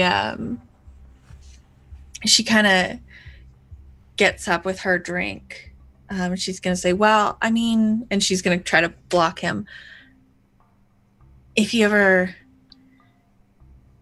change your mind, and at the same time, she's gonna kind of lean forward and spill her drink on him. Okay, so he's going to. So drink splashes all over his jacket and his nice shirt, and he's just going to sigh heavily and look straight up at the ceiling and go, just say, is this really happening now? Is this how this is going to go? I'm so sorry about that. Let me grab a handkerchief. And she's gonna pull out one out of her bag, and she's gonna kind of dab it on his shirt. I'm really sorry about that. Here, you can just keep it. And she's gonna tuck the handkerchief in his pocket, hiding a bug that's in there. Bug. Okay. Very interesting. He's not going to notice the bug because he just really wants to get out of there right now. And so he is going to step out, and on his way, I'll call over his shoulder and say, well, Lola, it was a pleasure, but not really. And basically hail an Uber, since he's too sloshed at the moment to take his Lamborghini home. Yeah, I think she kind of huffs and goes, likewise, and is going to huff her way past the doorman. I think, just to throw an additional detail in here, if I may, and this is me just coming up with this randomly, so we can back away from it if need be. But since that was a fairly public thing that just happened, as you are on your way to the door, Joel is going to is getting up from the piano and just sort of looks over at you as you're coming, and he says, "Oh, honey, you picked the hardest one to start with. you want it. No, you want to get at him. You have to know about the music." Really? Oh yeah. Well, hopefully I didn't totally screw over my chances. Yeah, no. There's the. Well, suppose I shouldn't. I'm about to reveal details about someone else's character. My apologies if this is a problem. Feel free to give. Et cetera, et cetera. This is, these are, that's how this goes. Let's see.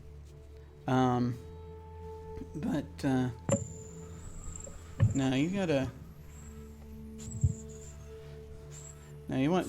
You want to get that one's interest. You have to. Let's see. I'm actually thinking of a particular.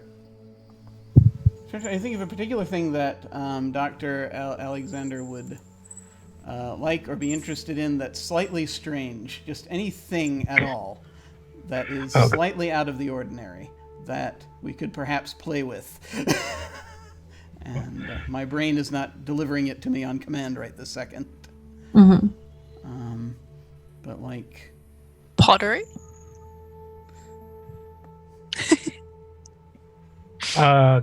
Gardening, Gardening. flowers. Yeah. Maybe it's some kind of like vice though. I can combine those two things.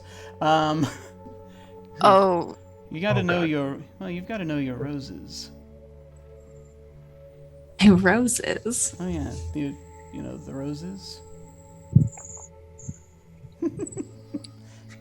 And he's getting up and he's putting away putting his music away. Yeah. Check out the roses. Check out the roses. Gets up. So and I have leaves. where you're going with this. I mean, I'm cool with it. I'm just like... The roses is perhaps a euphemism for something. Or the name of a thing.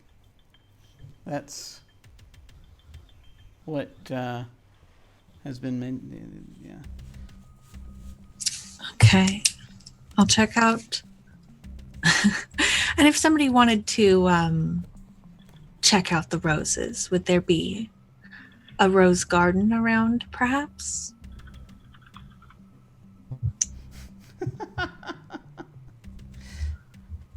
No, it's just called the Roses. It's not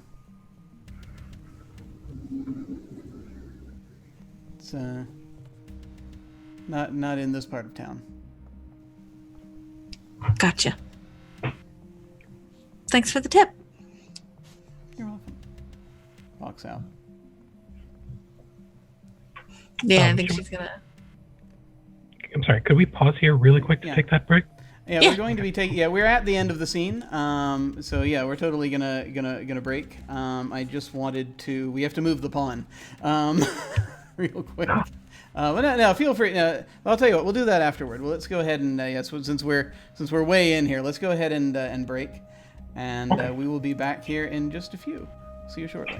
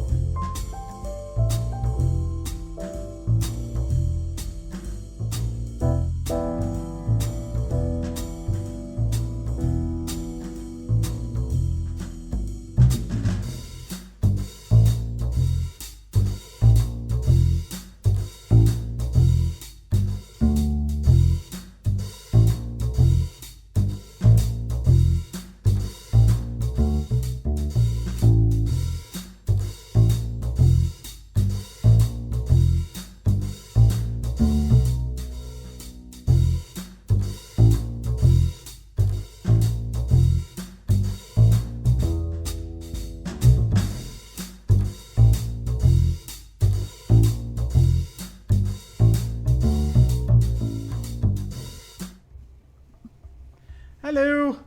We have returned. And we are at the we are at the end of a scene.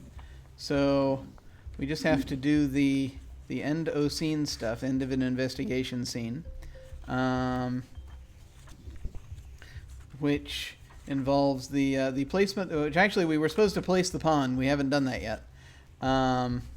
So what we shall need to do, first off, is to roll to see where we where the pawn goes on the crime grid initially. So, so Dingo, if you would roll, I need you to roll 2 different d6s. Okay. So we got a 5, which I'm reading as the top, and a 4. So 5, 4. So you can. So that means. So here? Yeah, right there. Go ahead and put the pawn there. Boop. Alrighty, so that's where it starts.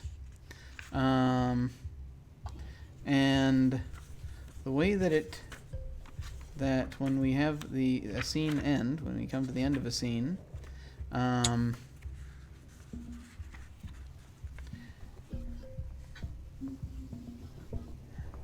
that will end the current chapter, basically, because this kind of goes in chapters. Many chapters. Ending a chapter and repercussions. After each chapter, one player will record the repercussions of the chapter on the crime grid by moving the witness. And so we didn't have a conflict, so Dingo, you're going to go ahead and move the pawn 1, either up or down or left or right. You cannot go diagonally. So you're going to move it 1 space. Okay. And you're going to write a name in the space that you land in. Okay. I will move it up 1. Okay. And the name of right now we only have 2 people really in play.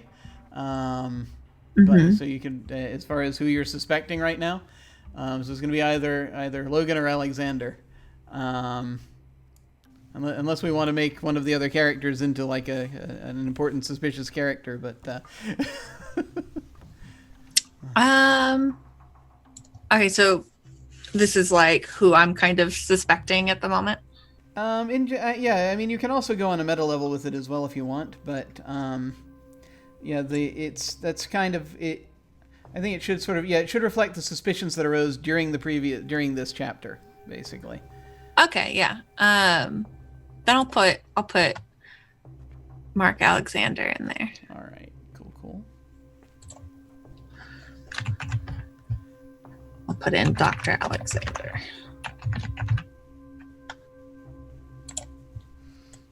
There. Is that too small? Nope, I got it. No, that should be fine. Okay. Perfect. Okay. So what we're going to do now is we're going to move on to the next chapter. And so the gavel moves over. Right now I've got it sort of looking to my right. It would go to if we move to the right, then Lulu will be next. If we go to the left, then Anino will be next. So who wants to be next? And that will determine our order. Should we roll for it? I feel like that'll be fun. We can roll for it if you want. Yeah. Do you want to each like roll a d6 in the roll20 window, and whoever gets like the highest is the next authority? Yeah, let's do it. We got 4.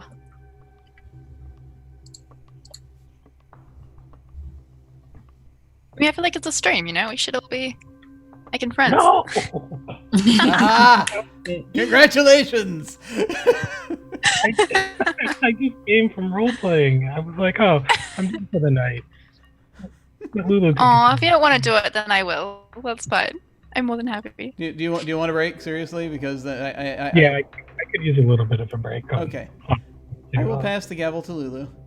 You're elected. And now you are the authority. I've been chosen.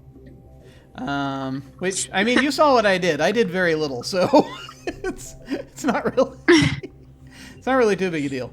I will still do the keeping things moving forward as host type deal, because so that will make it easier, since I also have like the book sitting in front of me here. Yeah, so Again, it's so Dingo will propose a scene, and Lulu, you can either accept that or you can counter propose with a different scene. Okay. Let's go. Okay. So I think the scene I want to propose is Danny going to have lunch with Poppy Eckhart. I think they sort of run in the same circles. I think Poppy's been a source for Danny in the past. Oh, for sure. I feel like she's probably like fascinated by Danny as well. Like maybe low-key tries to get information off her. Whether or not she's successful is a whole new deal. But I feel like she probably works at BuzzFeed and she's like, oh wait, sorry, not BuzzFeed. DoesFeed. Off-brand BuzzFeed. What is that? And like tries to get into like, oh, that happened. Wow. Do you is it finished? Still some articles off you? Yeah, I think we're going like a Macca's or somewhere. Yeah, I think there's like a I think we're going to brunch, and there's a brunch spot called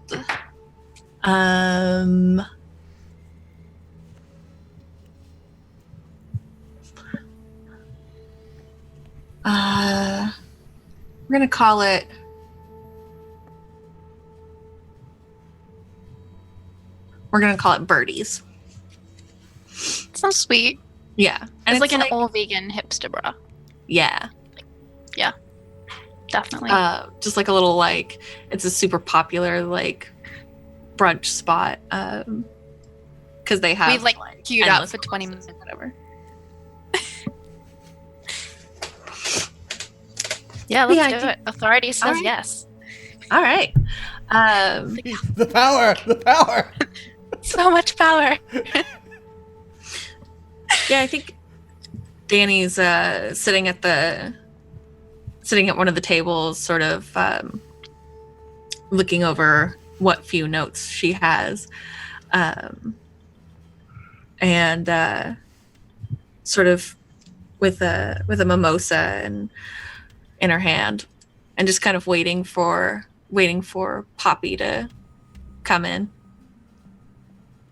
Probably shooting a couple texts like, where you at? Are you awake? I think Poppy probably comes like in, and she is so not dressed like she should be. Like she's got like the crop top on, the mini shorts. She looks nothing like an up and coming journalist. But she's got like a big pink binder in her arm as well, and it's filled with notes. There's like little like nice hot pink sticky notes coming out. She's got a pen with like a little fluffy ball on it, and she comes in and she's like, excuse me. She's pushing past everyone in the queue, and she like drops down. She's like, oh my god, you would not believe the week I've had. I need, is that mimosa? Are you drinking that? I need it. And yeah, I think she's been barely sipping it and just kind of pushes it across the table. Yeah, it's all yours. Oh, okay. that kind of week, huh? Shocking. Honestly, if I can level with you, don't tell any of your clients or whatever. I don't really know what I'm writing about. I met with this guy. He was like fine, but he was telling me about like computer stuff, and I have no idea what any of it meant. I have so many notes. Who'd you meet with? What did you say? I don't remember. I mean, like, he called me sweetheart, and honestly, I kind of switched off after that point. And I have a tape recorder. She just looks really stressed. She's like, I mean, he's a CEO, so I called him dude, and I think he liked that. Oh, sounds kind of gross. Okay. Yeah, it wasn't my best interview, but I did it. So you did it, and you got through it, and yet you can't remember who you interviewed? Do you remember his name? I mean, like, Logan? Sam Logan. Yeah. Oh my god. Okay, so totally off the record, obviously. Pens totally are off the record. Did you get any good dirt? What'd he say? Or did he just talk about, like, what's that app he's working on? Like, Katie or whatever? Is it an app? Oh my god, he was calling it an application. I thought it... Oh my god. You know, app and Is that what it application is? are like the same thing, right? I've never really thought about it. Really, I mean, I did a technical course in college, but my boyfriend did it for me. So I never really learned anything. Oh my god, Poppy, Yes. how do you have a job?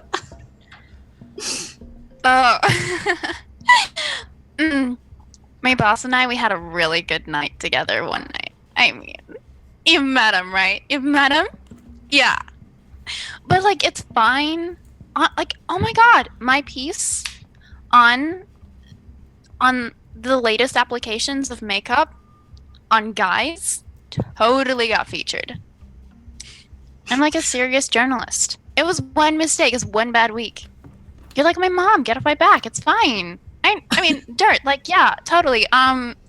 His secretary wears shirts that are so see-through. There's definitely something going on there. Just saying. Like, black bra, white top. So dodgy. Oh, interesting. Okay. Yeah. Did he mention anything about, like, anything that's, like, happened to him? Like, any crazy stories from climbing to the top of the ladder? Well, I mean, like, he seemed really good with everyone. I don't know if everyone was really good with him. Like, you know when, like, you're nice to someone's face, but then, like, as soon as they leave, you're like, oh my god, they're so annoying. Yeah, that's a word. There's a word for that. It's Yeah. two-faced. Yeah, two-faced. Oh my Yeah. god. You're so smart. You're gonna be such a good investigator. How's it going? It's going. You know, I'm running my first case. I think Wow. I blew it for a little bit, but I think it's fine. I think it's fine. I'm sure it will be. You'll be so good. You're like Nancy Drew, but with shorter hair. Yeah, In a good way. I mean, yeah, okay. Nancy Drew. I'm kind of like Nancy Drew, but also like not. I don't know. I'm gonna figure out. I'm gonna try to make Nancy Drew proud. But Good anyway. job. I'm just so off the record. Right. I'm definitely looking into this whole Logan thing. Oh my god. Did he do something dodgy? No. He didn't do something dodgy. Something dodgy is happening to him. Well, I mean, it's entirely possible he's done something dodgy. This is so exciting. Oh my god. Really? Like what? Can you Okay, tell so- me? I mean, I was really hoping, since you interviewed him, that there'd be something you'd be able to tell me. I mean, like, yeah, like what kind of dodgy thing? Like, is there like a girl? I guess I'm just like, look. He looks like The Rock. Are they related? I knew it. Oh my No, God. I doubt. I doubt that. They're probably Oh. not related. Oh, that would have been cool. That would've been really cool. That would have been cool. I was just Yeah. looking, like, you know, what's going on in the rumor mill. Like, if you're, I don't know if you're in touch with all the rumors that are going on. Oh, you mean like Constance? Oh my god. She's the best. She's a babe. I love her. She's great. I mean, like, She's the one who wears the Rumors? see-through tops, yeah. yeah, I mean, like, total. But she's fun to talk to. Like, do you remember that girl in college who used to get really drunk? And she would say the craziest of stuff? She's like that, but not drunk. Okay. She's really fun. And she told me that, like, he doesn't really have many friends, but lately he's been really secretive. Like, more than usual. She said he even had these, like, he basically does everything. He won't even let her answer the mail anymore. Like, just get it. totally controlling, right? Yeah, it's super controlling. Yeah. I can only imagine what he's being sent. If I were you and I was looking at stuff, I would so get into that mailroom. I bet there's like the dodge thing. Maybe he's into makeup. Oh my gosh. I should have interviewed him. CEO's wearing makeup. Yeah. Hey. I feel like he could pull it off. Definitely. He needed it. In a good, like, in a nice way. It doesn't sound like in a nice way. I mean, it's fine. Okay, I need one more favor from you. Mm-hmm. I need a press pass. Oh, for his office? Yeah, just one that I can flash and I can go in there and. Oh my god, totally. I got like 3 of them. Oh my gosh. Here, and she will pull out like 2 of them and a map. And she's like, here, just like take it, whatever. Tell them you're with BuzzFeed. Nobody checks it. It's fine. Oh, use the back entrance. There's better parking there. You have to pay for the front parking. Oh, gross. Okay, yeah. Yeah. And she's gonna take the press pass and tuck it into her purse. Totally. Also. Mhm. No, never mind. Oh, come on, you can tell me anything. We're like so close. Okay, but off the record. I promise. So, I don't know, like, if you want to maybe dig into anything that might be in Logan's past. Oh. But I mean, like, do you think there's a story there? Oh, for sure. I mean, if you're looking for a juicy story. But you Oh didn't my hear- god, I would do anything not to write about his application. I don't get it. You know? I mean, like, yes. Any hints for what that might be? Honestly, like, It's going to be a lot of reading. I don't get it either. But he did show me that he has a couple of stab wounds. Oh my god. Yes. Oh, I love you so much. Wouldn't tell She's me. gonna give you, like, wouldn't tell me a anything else about it. Don't worry. When it comes to finding out stuff that people don't want me to know, you know I'm good at it. Yeah, you're like. Honestly, like I'm honestly a little worried for like anybody that you would stalk because you're weirdly good at it. Thank you. I appreciate that. One time I found out where like 3 celebrities lived and they had like really good security. Were you able to get in? You know what? Never mind. It's not important. But I probably shouldn't know. Yeah, no. Off the record, totally. But I will find that. Thank you. You're so lovely. Of course. And if you happen to find anything juicy, I always want to hear it. Oh, totally. I mean, I feel like I owe you now. You got me out of this one. Damn. Yeah, I think that's where I'll wrap that one up. Yeah. All right. They just Cool. continue to have brunch Yeah, together. brunch. Awesome. No, that's great. I love that. Yeah, go ahead and move the pawn one and put a name there. You've now met Poppy. Okay, I'm gonna move it over one. And I am gonna put Poppy in there. Interesting.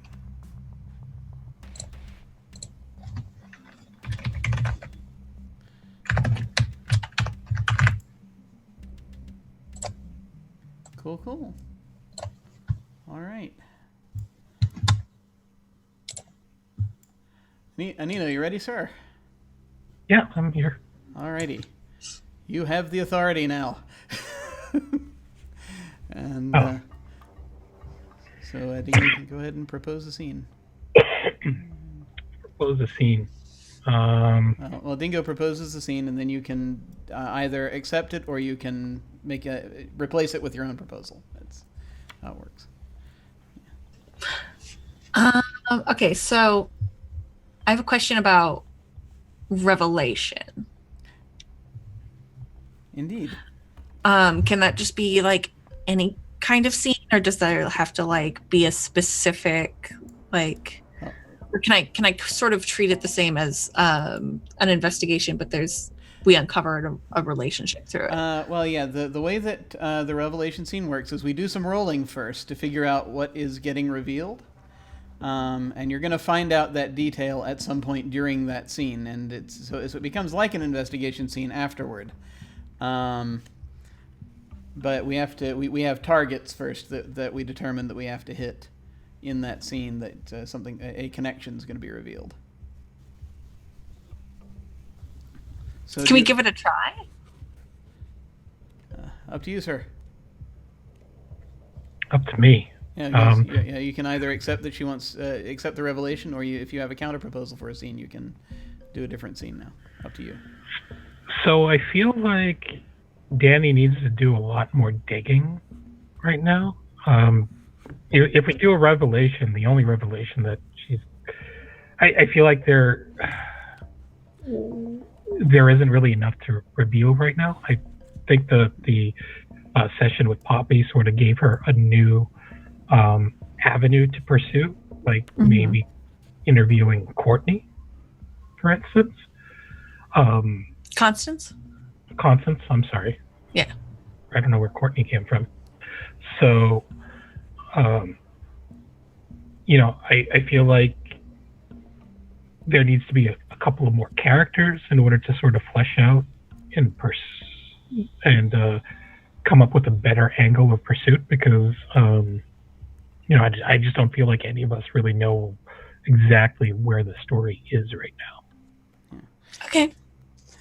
One thing I will say, and that's totally cool. One thing I will say about Revelation Scene, if we want to do one at some point in the future, is that it actually can bring in characters that we haven't hit on yet. That's also a possibility, because you sort of, it's one of those things where it can be sort of determined. When I say randomly determined, it can be pretty much anybody on the board, or not the board, anyone on the list that we have.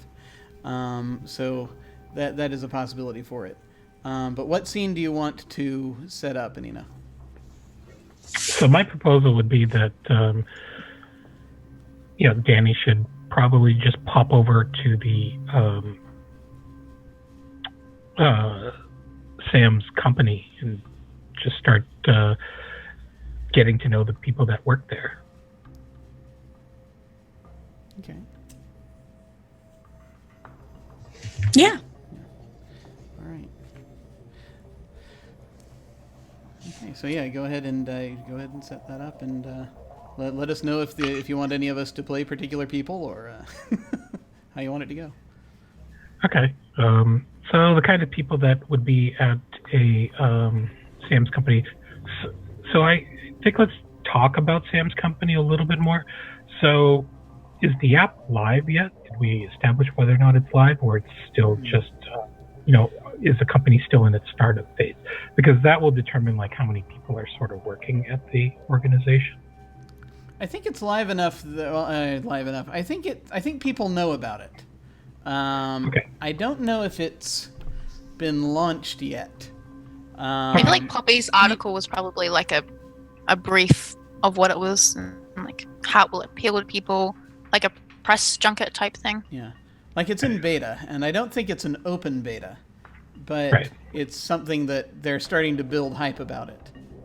Yeah. Okay. So maybe it's one of those apps that are sort of it's moving along in its production cycle. There are a lot of people looking at it because it could be a sort of industry game changer. So there's a lot of rumors and talk about where the company might go. People are interested in investing in it. There are also going to be other companies out there who might want to sabotage it. because they might be working on their own thing or see this company as a competitor that could really wreck their. Just talking about this stuff in case any of you want to follow along those threads and develop other characters. So if it's in its startup phase, I want to say that the company's got about maybe 40 or 50 people working at it right now. So you've got, your marketing group, you've got your, my God, this is because I work in business for so long. Killing me. So you've got your marketing group, you've got your business development group, which is your sales group. You've got your programmers who are working on it, and then you've got your CEO, which is Samuel. You've got your COO, which is the guy who's sort of running the day-to-day operations, and then you've got your CFO, who's sort of in charge of the money and such. So there are different avenues and places that Danny could probably poke her nose around at this organization, but I feel like Constance is probably the first place to go, because since she's the administrative assistant to the CEO, that means that basically if you want to talk or go through and talk directly to or interact with Samuel, you have to go through her first. She's like the gate, and so that's why her role is much more important, because she knows a lot of things that the everyday staff doesn't know, and she's sort of a key source for other information right now. Yeah, for sure. So one other thing too is, would Samuel have okayed this? Does she need to get permission from Sam in order for Constance to open up, or is she just going to go in and blindside Constance? I sort of guess that's how this is going to sort of break out. I don't know that it's like if someone would have to have contacted Sam to let him know. So, and I don't. I feel like it's the type of thing he would approve, but he probably didn't think of it. So it's probably going to be blindsiding Constance, I'm thinking. You do have those press passes that I imagine have does feed underneath. One journalist to another journalist, who can tell? I mean, is it like DOES feed? So it's like about videos about people doing things.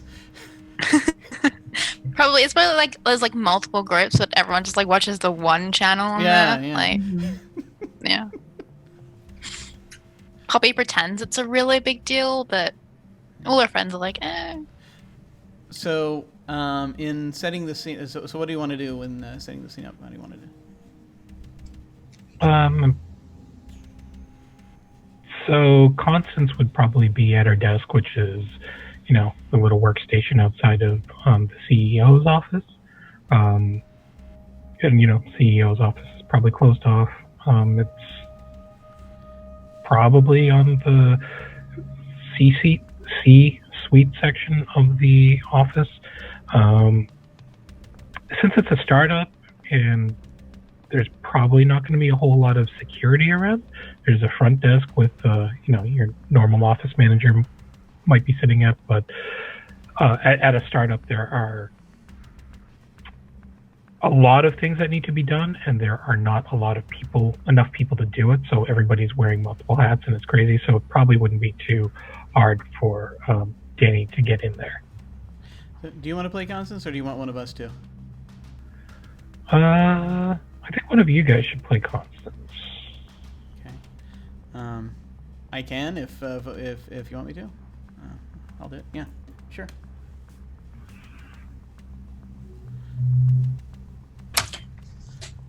Yeah, I think Danny's gonna kind of stroll in. She flashes the press pass to whoever she needs to, kind of on her way to to Logan's office. And I think she does stop at Constance's desk Okay. and sort of So she's working and we're working furiously. she sort of waves and says, "Hi, I'm." She just after saying she doesn't notice at first, and then she looks up, she raises her glasses and like, what? Oh, hi. Yeah. Who? And she looks at the schedule. We don't have any appointments right now. Who are you? Oh, I'm Amelia Mills. I'm with DuzzFeed. We didn't really have an appointment. I'm kind of a close friend with Samuel. Okay. And so I'm kind of here just to kind of see the day-to-day operations of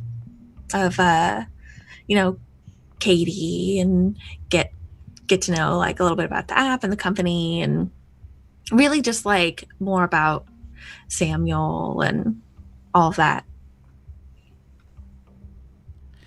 Okay. So what you want to talk to me about that? Is that what you're saying?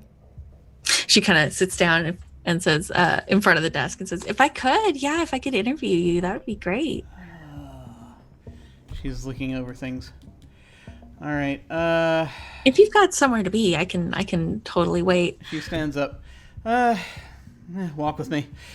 She picks up like a handful of several different envelopes. These are not suspicious-looking envelopes per se. These are work-related things that she's carrying with her, and she starts walking out into the office to begin. She has to bring things that perhaps have instructions or something in them to different people. I have no idea how things work in offices, but I imagine that's this type of thing. She's managing something.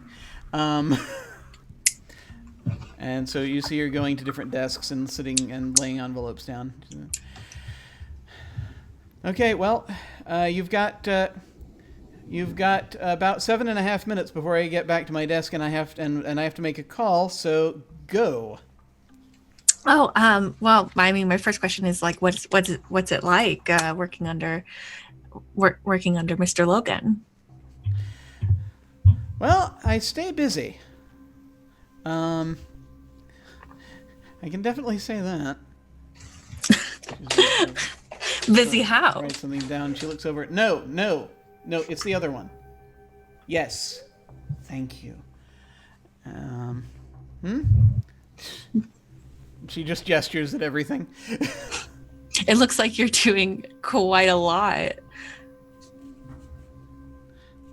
Well, these, Rome was not built in a day.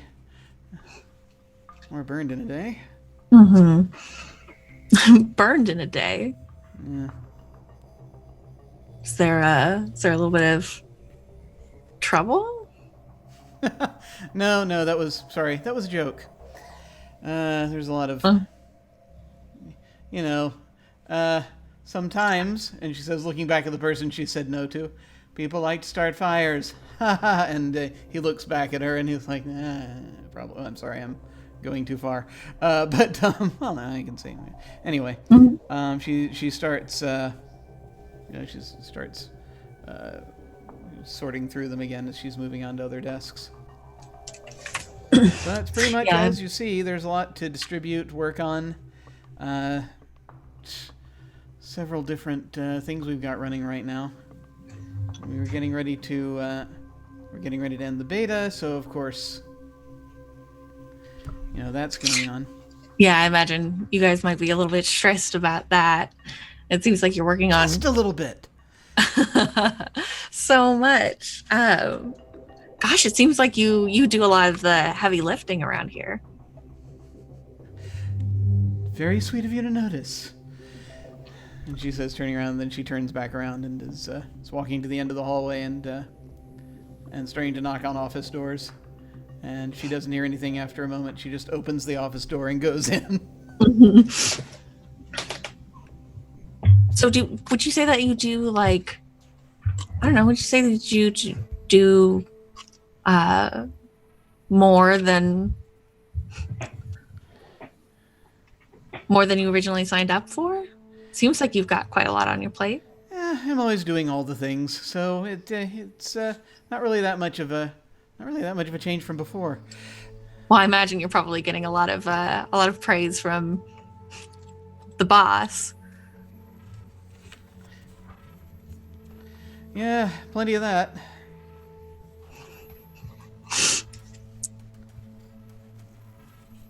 Plenty of praise? She says, "Oh, yeah, he's I mean, when he notices what's happening, yes." Yeah, I mean, I haven't known Logan super long, but I've kind of noticed he can be a little bit of an airhead sometimes. Yeah, I mean, well, look, the man knows numbers, so I mean, he understands, that he understands that he knows that he handles a lot of stuff with the stockholders, things like that. I mean, that's primarily what he kind of is dealing with. So I mean, I guess that's a skill you develop when you learn how to try to manage people's expectations and make them not tell them much while making them feel as though there's a lot going on. Yeah, I kind of got that impression. Although I feel like, I don't know, I feel like he could probably work on his people skills. At least with me, he can be so patronizing.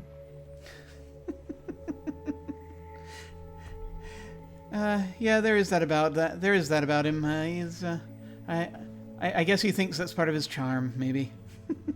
But no, he's. I mean, personally, I don't find it very charming. I don't know about you. She shrugs and says, she shrugs. Well, sometimes, sometimes paychecks can really make someone look charming when they're in their hands.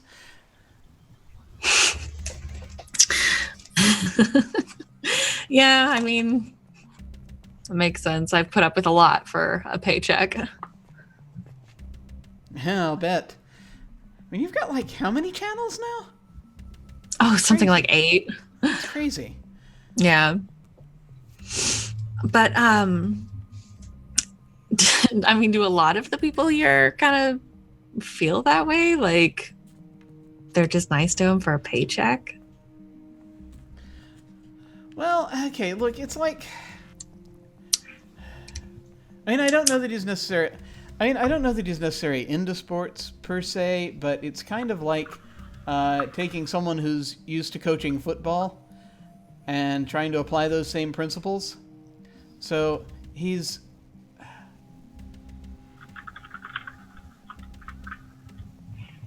I mean, what he does is effective, and it's hard to get. He's the kind of person I think he's probably, I imagine, is hard to get close to personally, but it's a trade-off, I guess. Have you been able to get close to him personally? I mean, you're his personal assistant.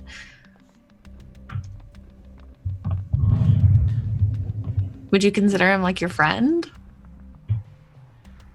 Yeah. Well, I don't know. I guess where it's sort of the way my family goes, it would be more like weird, distant uncle. Yeah, I totally understand. I'm gonna kind of glance. Danny glances at her watch for a second, and then kind of looks around and goes, I have to use the restroom. Can you point me in that direction? Oh yeah, down the hall. Take a right. Take another left. It's around the loop there. You can't miss it. Okay, awesome. You'll probably see me a little bit later. Yes, absolutely. What was your name again? Amelia. Amelia. Pleasure. See you around. Out of Don't get curiosity- lost. Hey, quick question. just to throw this in there, what if Samuel were to come in or open his door and see Danny there and call out to her as like, "Hey, Danny, how you doing?"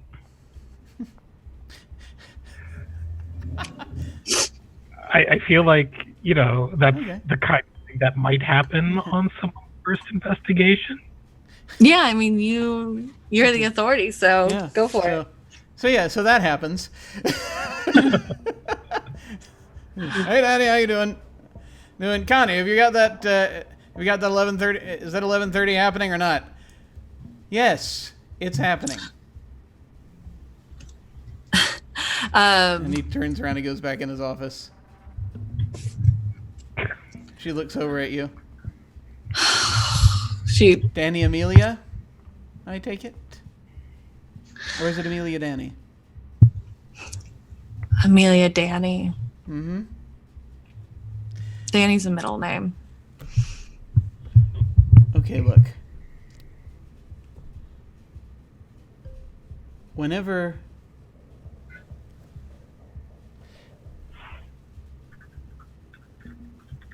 This is not a good time. I don't care, once we get into overtime,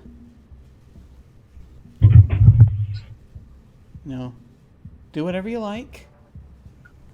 But we got to keep him focused right now, okay? For God's sake. And she turns and starts moving off. Which direction is she moving? Is she still passing out those envelopes? I think that she's probably got one or two more that she's taking to a distant to a couple distant offices. But she's it's clear. It is clear to you that she thinks that you are there for a particular reason that perhaps you are not there for. Yeah. I think she's gonna wait until Constance has moved further into the office. I think she's gonna go check out Constance's desk. Okay.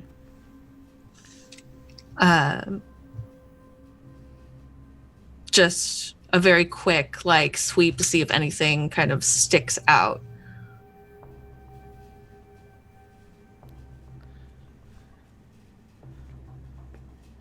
So, if this is okay, I kind of imagine that you're going to see that because you distracted her, she probably left the calendar open. Okay.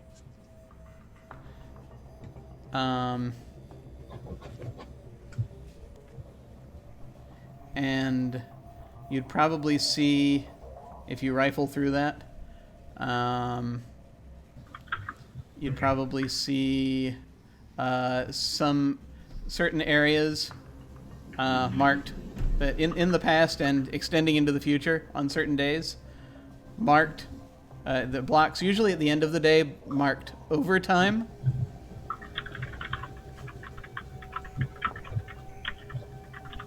And okay.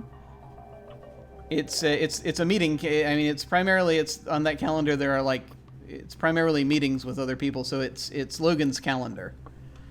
Okay. But that she's maintaining for him. And there are parts marked in the evening overtime? Yes, and there's no reference for it. And that would be how I imagine it would be in there. Okay. I think she kind of she leaves the calendar as she found it, and she's going to head out of the building for the moment. All right, Anino, is there anything else you wanted to throw in before we move to scene end? So there's nothing in the book that says or gives a hint as to what might, where Samuel might be going next after that. Like today, or like, I feel like there should be some sort of particular event as a breadcrumb for her to follow. Okay. Lead to either a new character or a new suspect. How about sorry, go ahead. Yeah, so something along those lines. I feel like that should at least give her another lead to chase down. So maybe there is like a thing that would be prep for. I'm imagining there'd be like prep for a release party, like so that you can have that. There you can have. Yeah, like maybe they've been doing a series of interviews to like hype up this app and get a lot of interest in it. And there's like a, making the press happy type party going on that he's expected to turn up at and like shake some hands and.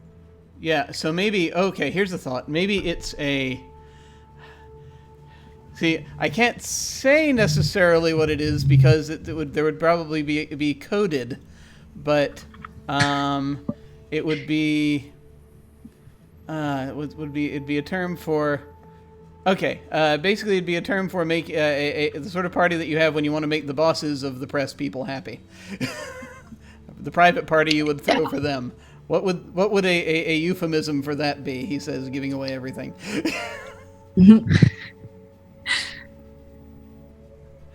I mean, maybe she's got like work meeting, but then you notice there's like a flyer pinned into the schedule with like who's going to be there, what their names are, what the ages are, like, because she has to brief him. Oh, yeah. Like every time he goes up to one and be like, that's Mr. So-and-so. Like, yeah. But I mean, I'm thinking that this could even extend into, if we wanted it to extend into Vice, which we easily could, that it's like, it's like a meeting happening at a private club in the evening somewhere. That apparently a number of like press executives are going to, as far as you're able to kind of piece together from her stuff.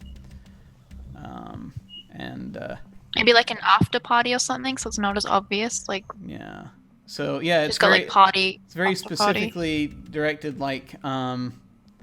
Do we want to just say it's? Well, no, you won't say it's the release, but it's like a pre-release after party, and it's highlighted and circled. Yeah. Yeah. So, okay.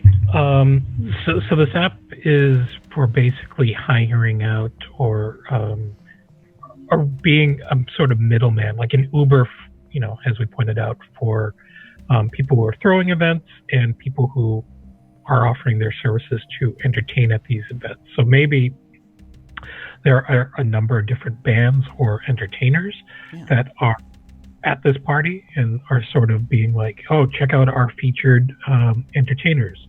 So like, hey, check it out. We've got Ninja over here at this Twitch party. So that you would have other people like in the recording industry who may be in there, and you might have some comedians, stand-up comedians or something. Just anything you think of entertainment-wise in there. But it's sort of a good way to launch your brand, so to speak. So there are going to be a lot of movers and shakers. Also, another thing to consider is that whoever is blackmailing them might choose that party as an opportunity to send a message to Samuel. Things like that. Yeah. Cool. So, are we good to end the scene? Yeah, just to make sure. Are we doing both the overtime and the after party, or just like the only thing I find in the calendar was the after party? I think we can. I think maybe if it's all right, maybe the overtime was in there, but the thing that probably caught your eye after that was the after party. If that's all right. Sure. Yeah, totally. I mean,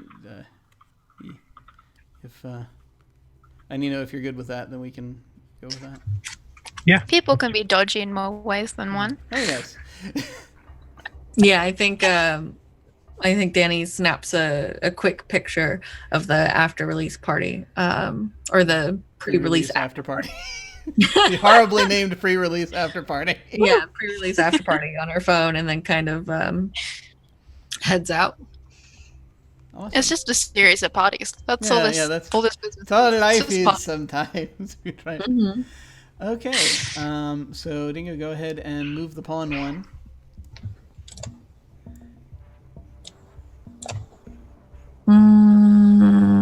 Here. I'll put Constance in here. Okay. Oh wait, yeah, and you put Poppy up there too. I'm going to move them both into the suspect area. There we go. Poppy is so dodgy. Like that binder has some secrets. Excellent. Mm-hmm. So, at this point, the gavel comes back to me. And he says, moving the wrong window. There we go. Okay. Do you want to try to get one more scene in before we close for the night? Or do we want to just head toward the roundup? I think it would be a good point to try to round things up for this session. Yeah. All right. Cool. Yeah, we've each had a turn as authority. We've kind of been figuring stuff out, and so I think we're good. Okay, so we're gonna go ahead and hit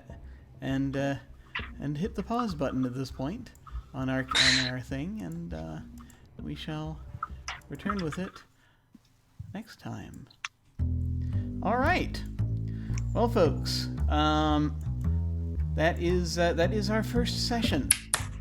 Yay. Thank you. Thank you so much for playing. I'm gonna go the opposite way I went before. Ask folks to say what you thought about this session. If you have any other final thoughts about the session, anything in particular that you liked, you want to call out, and also where folks can find you online. Also, if you have anything coming up we should know about, feel free to plug away. And so I will actually start with our investigator, Dingo. Oh, hey. I thought this session was great. I'm so excited to see like where this mystery goes. I'm eyeballing that murder. I'm excited to see when that's gonna happen.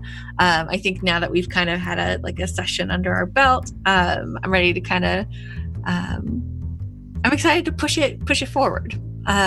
So thank you for inviting me to be the investigator. Thanks for coming. That's really nice. I'm Dingo. You can find me on Twitter at Where's My Dingus.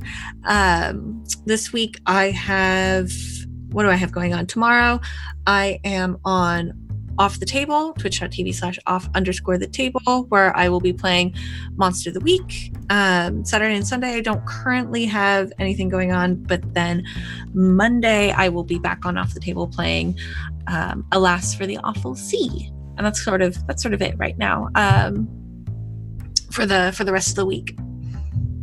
Cool. Yay! Yes, I heartily enjoy Monster of the Week. And we will come back around to Anino. Hey, so you can find me on Twitter, primarily at AninoXGaming. Oh, look, it's right there on the screen. Nice. So, so I'm primarily there on Twitter. Feel free to shout out or say hi. Things that are coming up for me, I am making my debut on the National Extra Life channel. That's twitch.tv/extralife4kids. At 5 o'clock Eastern Standard Time, I will be playing Octopath Traveler and talking to people more about my background with Extra Life and all the wonderful things that are going on there. Very cool. And did you have any thoughts about the session? What did you think of the game so far? What's going on? Yeah, it was a good session. I feel like I have a better sense for the game flow now, and so I can do much more planning before the next our next stream, and add a little bit more color and maybe drop some more clues that could lead to, more dramatic scenes down the line. I feel like there's sort of other characters that are just lurking in the background that might end up being deeper than the characters we've established so far. That's entirely possible.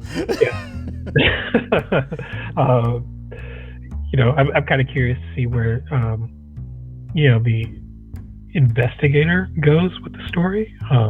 It sort of feels like she's like circling around, carefully nibbling at it, and I'm sort of just wondering, though, is she going to be the type of character who's going to actually just go straight in, guns a-blazing, so to speak, like Dresden is, or if she's going to sort of just sit around the periphery for a little bit longer until something just leaps out at her, I guess.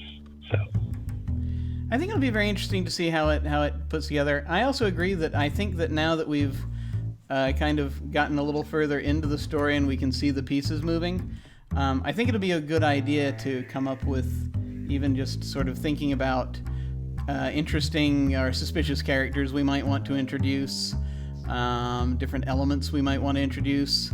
And I think it'll be interesting to see how that goes. I've already, the moment we finished talking about the party, I was like, oh man, I should have given a meeting with someone suspicious. But I think that there's plenty of opportunities for more things like that to turn up. Yeah, I think it's gonna be very interesting. Yeah. But thank you for playing with us. Thank you so much. This is gonna be good, I think. And Lulu. Well, yeah, I thought today was so much fun. I really liked that even though it's sort of like a spooky type of game, we ended up having some really, really fun moments. And I hope that keeps happening. I really like that sort of like comedic, dark realm. Amazing character, by the way. A+. Yes. Yeah, so you guys, if you want to see more of me, you can find me on another channel, Almighty Tales, where I play a really grumpy wood elf druid who doesn't quite know what she's doing, and more often than not, just makes racist comments. What can I say? She doesn't like humans. But otherwise, you can find me on Twitter at Lulu_Hensman. Feel free to follow me and say hi. Thank you guys so much for having me today. It was great fun. Thank you for playing. Yes, no, I got to concur that was you've come up with some awesome characters thus far. Also, I delighted in seeing Thank you. them, and so I think this is going to be a lot of fun as we progress through this thing. As for me, I'm Jim Ryan. I really enjoyed this. I think it's like any game like this is sort of you got to kind of stumble through a little bit as you find kind of a path, and sort of the more you do it, I think the more that you're able to get a process down. And the same for this.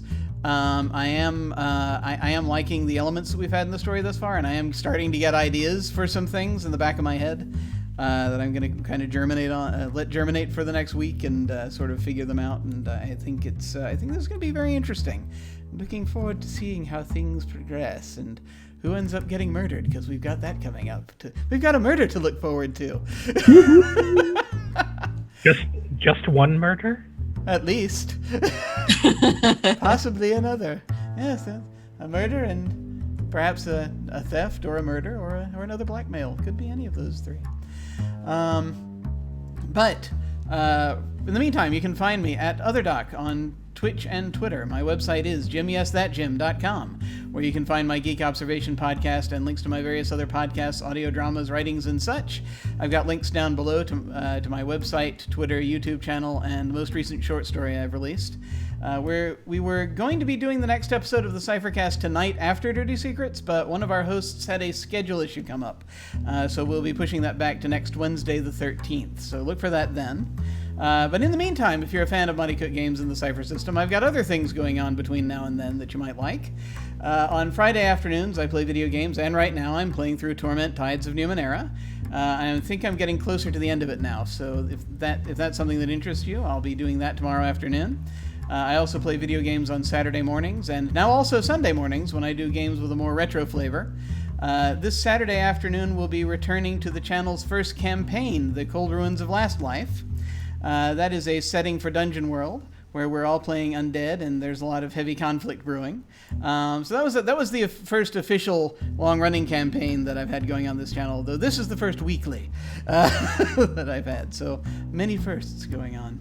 On Sunday evening, which is when this channel's one-shots happen, we'll be playing another Numenera scenario, and this time I get to be a player.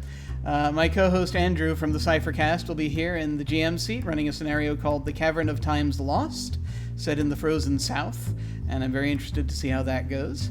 And speaking of one-shots, right now sign-ups are still open for Bad Streets. It's a 70s cop show style game that's powered by the apocalypse.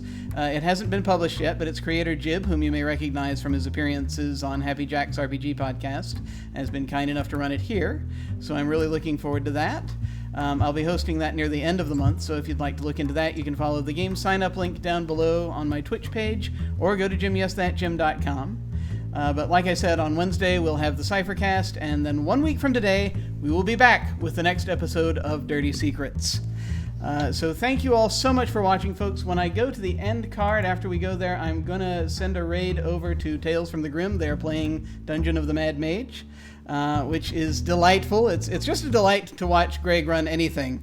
But he's got a particularly fun crew with that, and so I'm going to head over there when we're done here in just a few seconds. So take care, and we'll see you next week.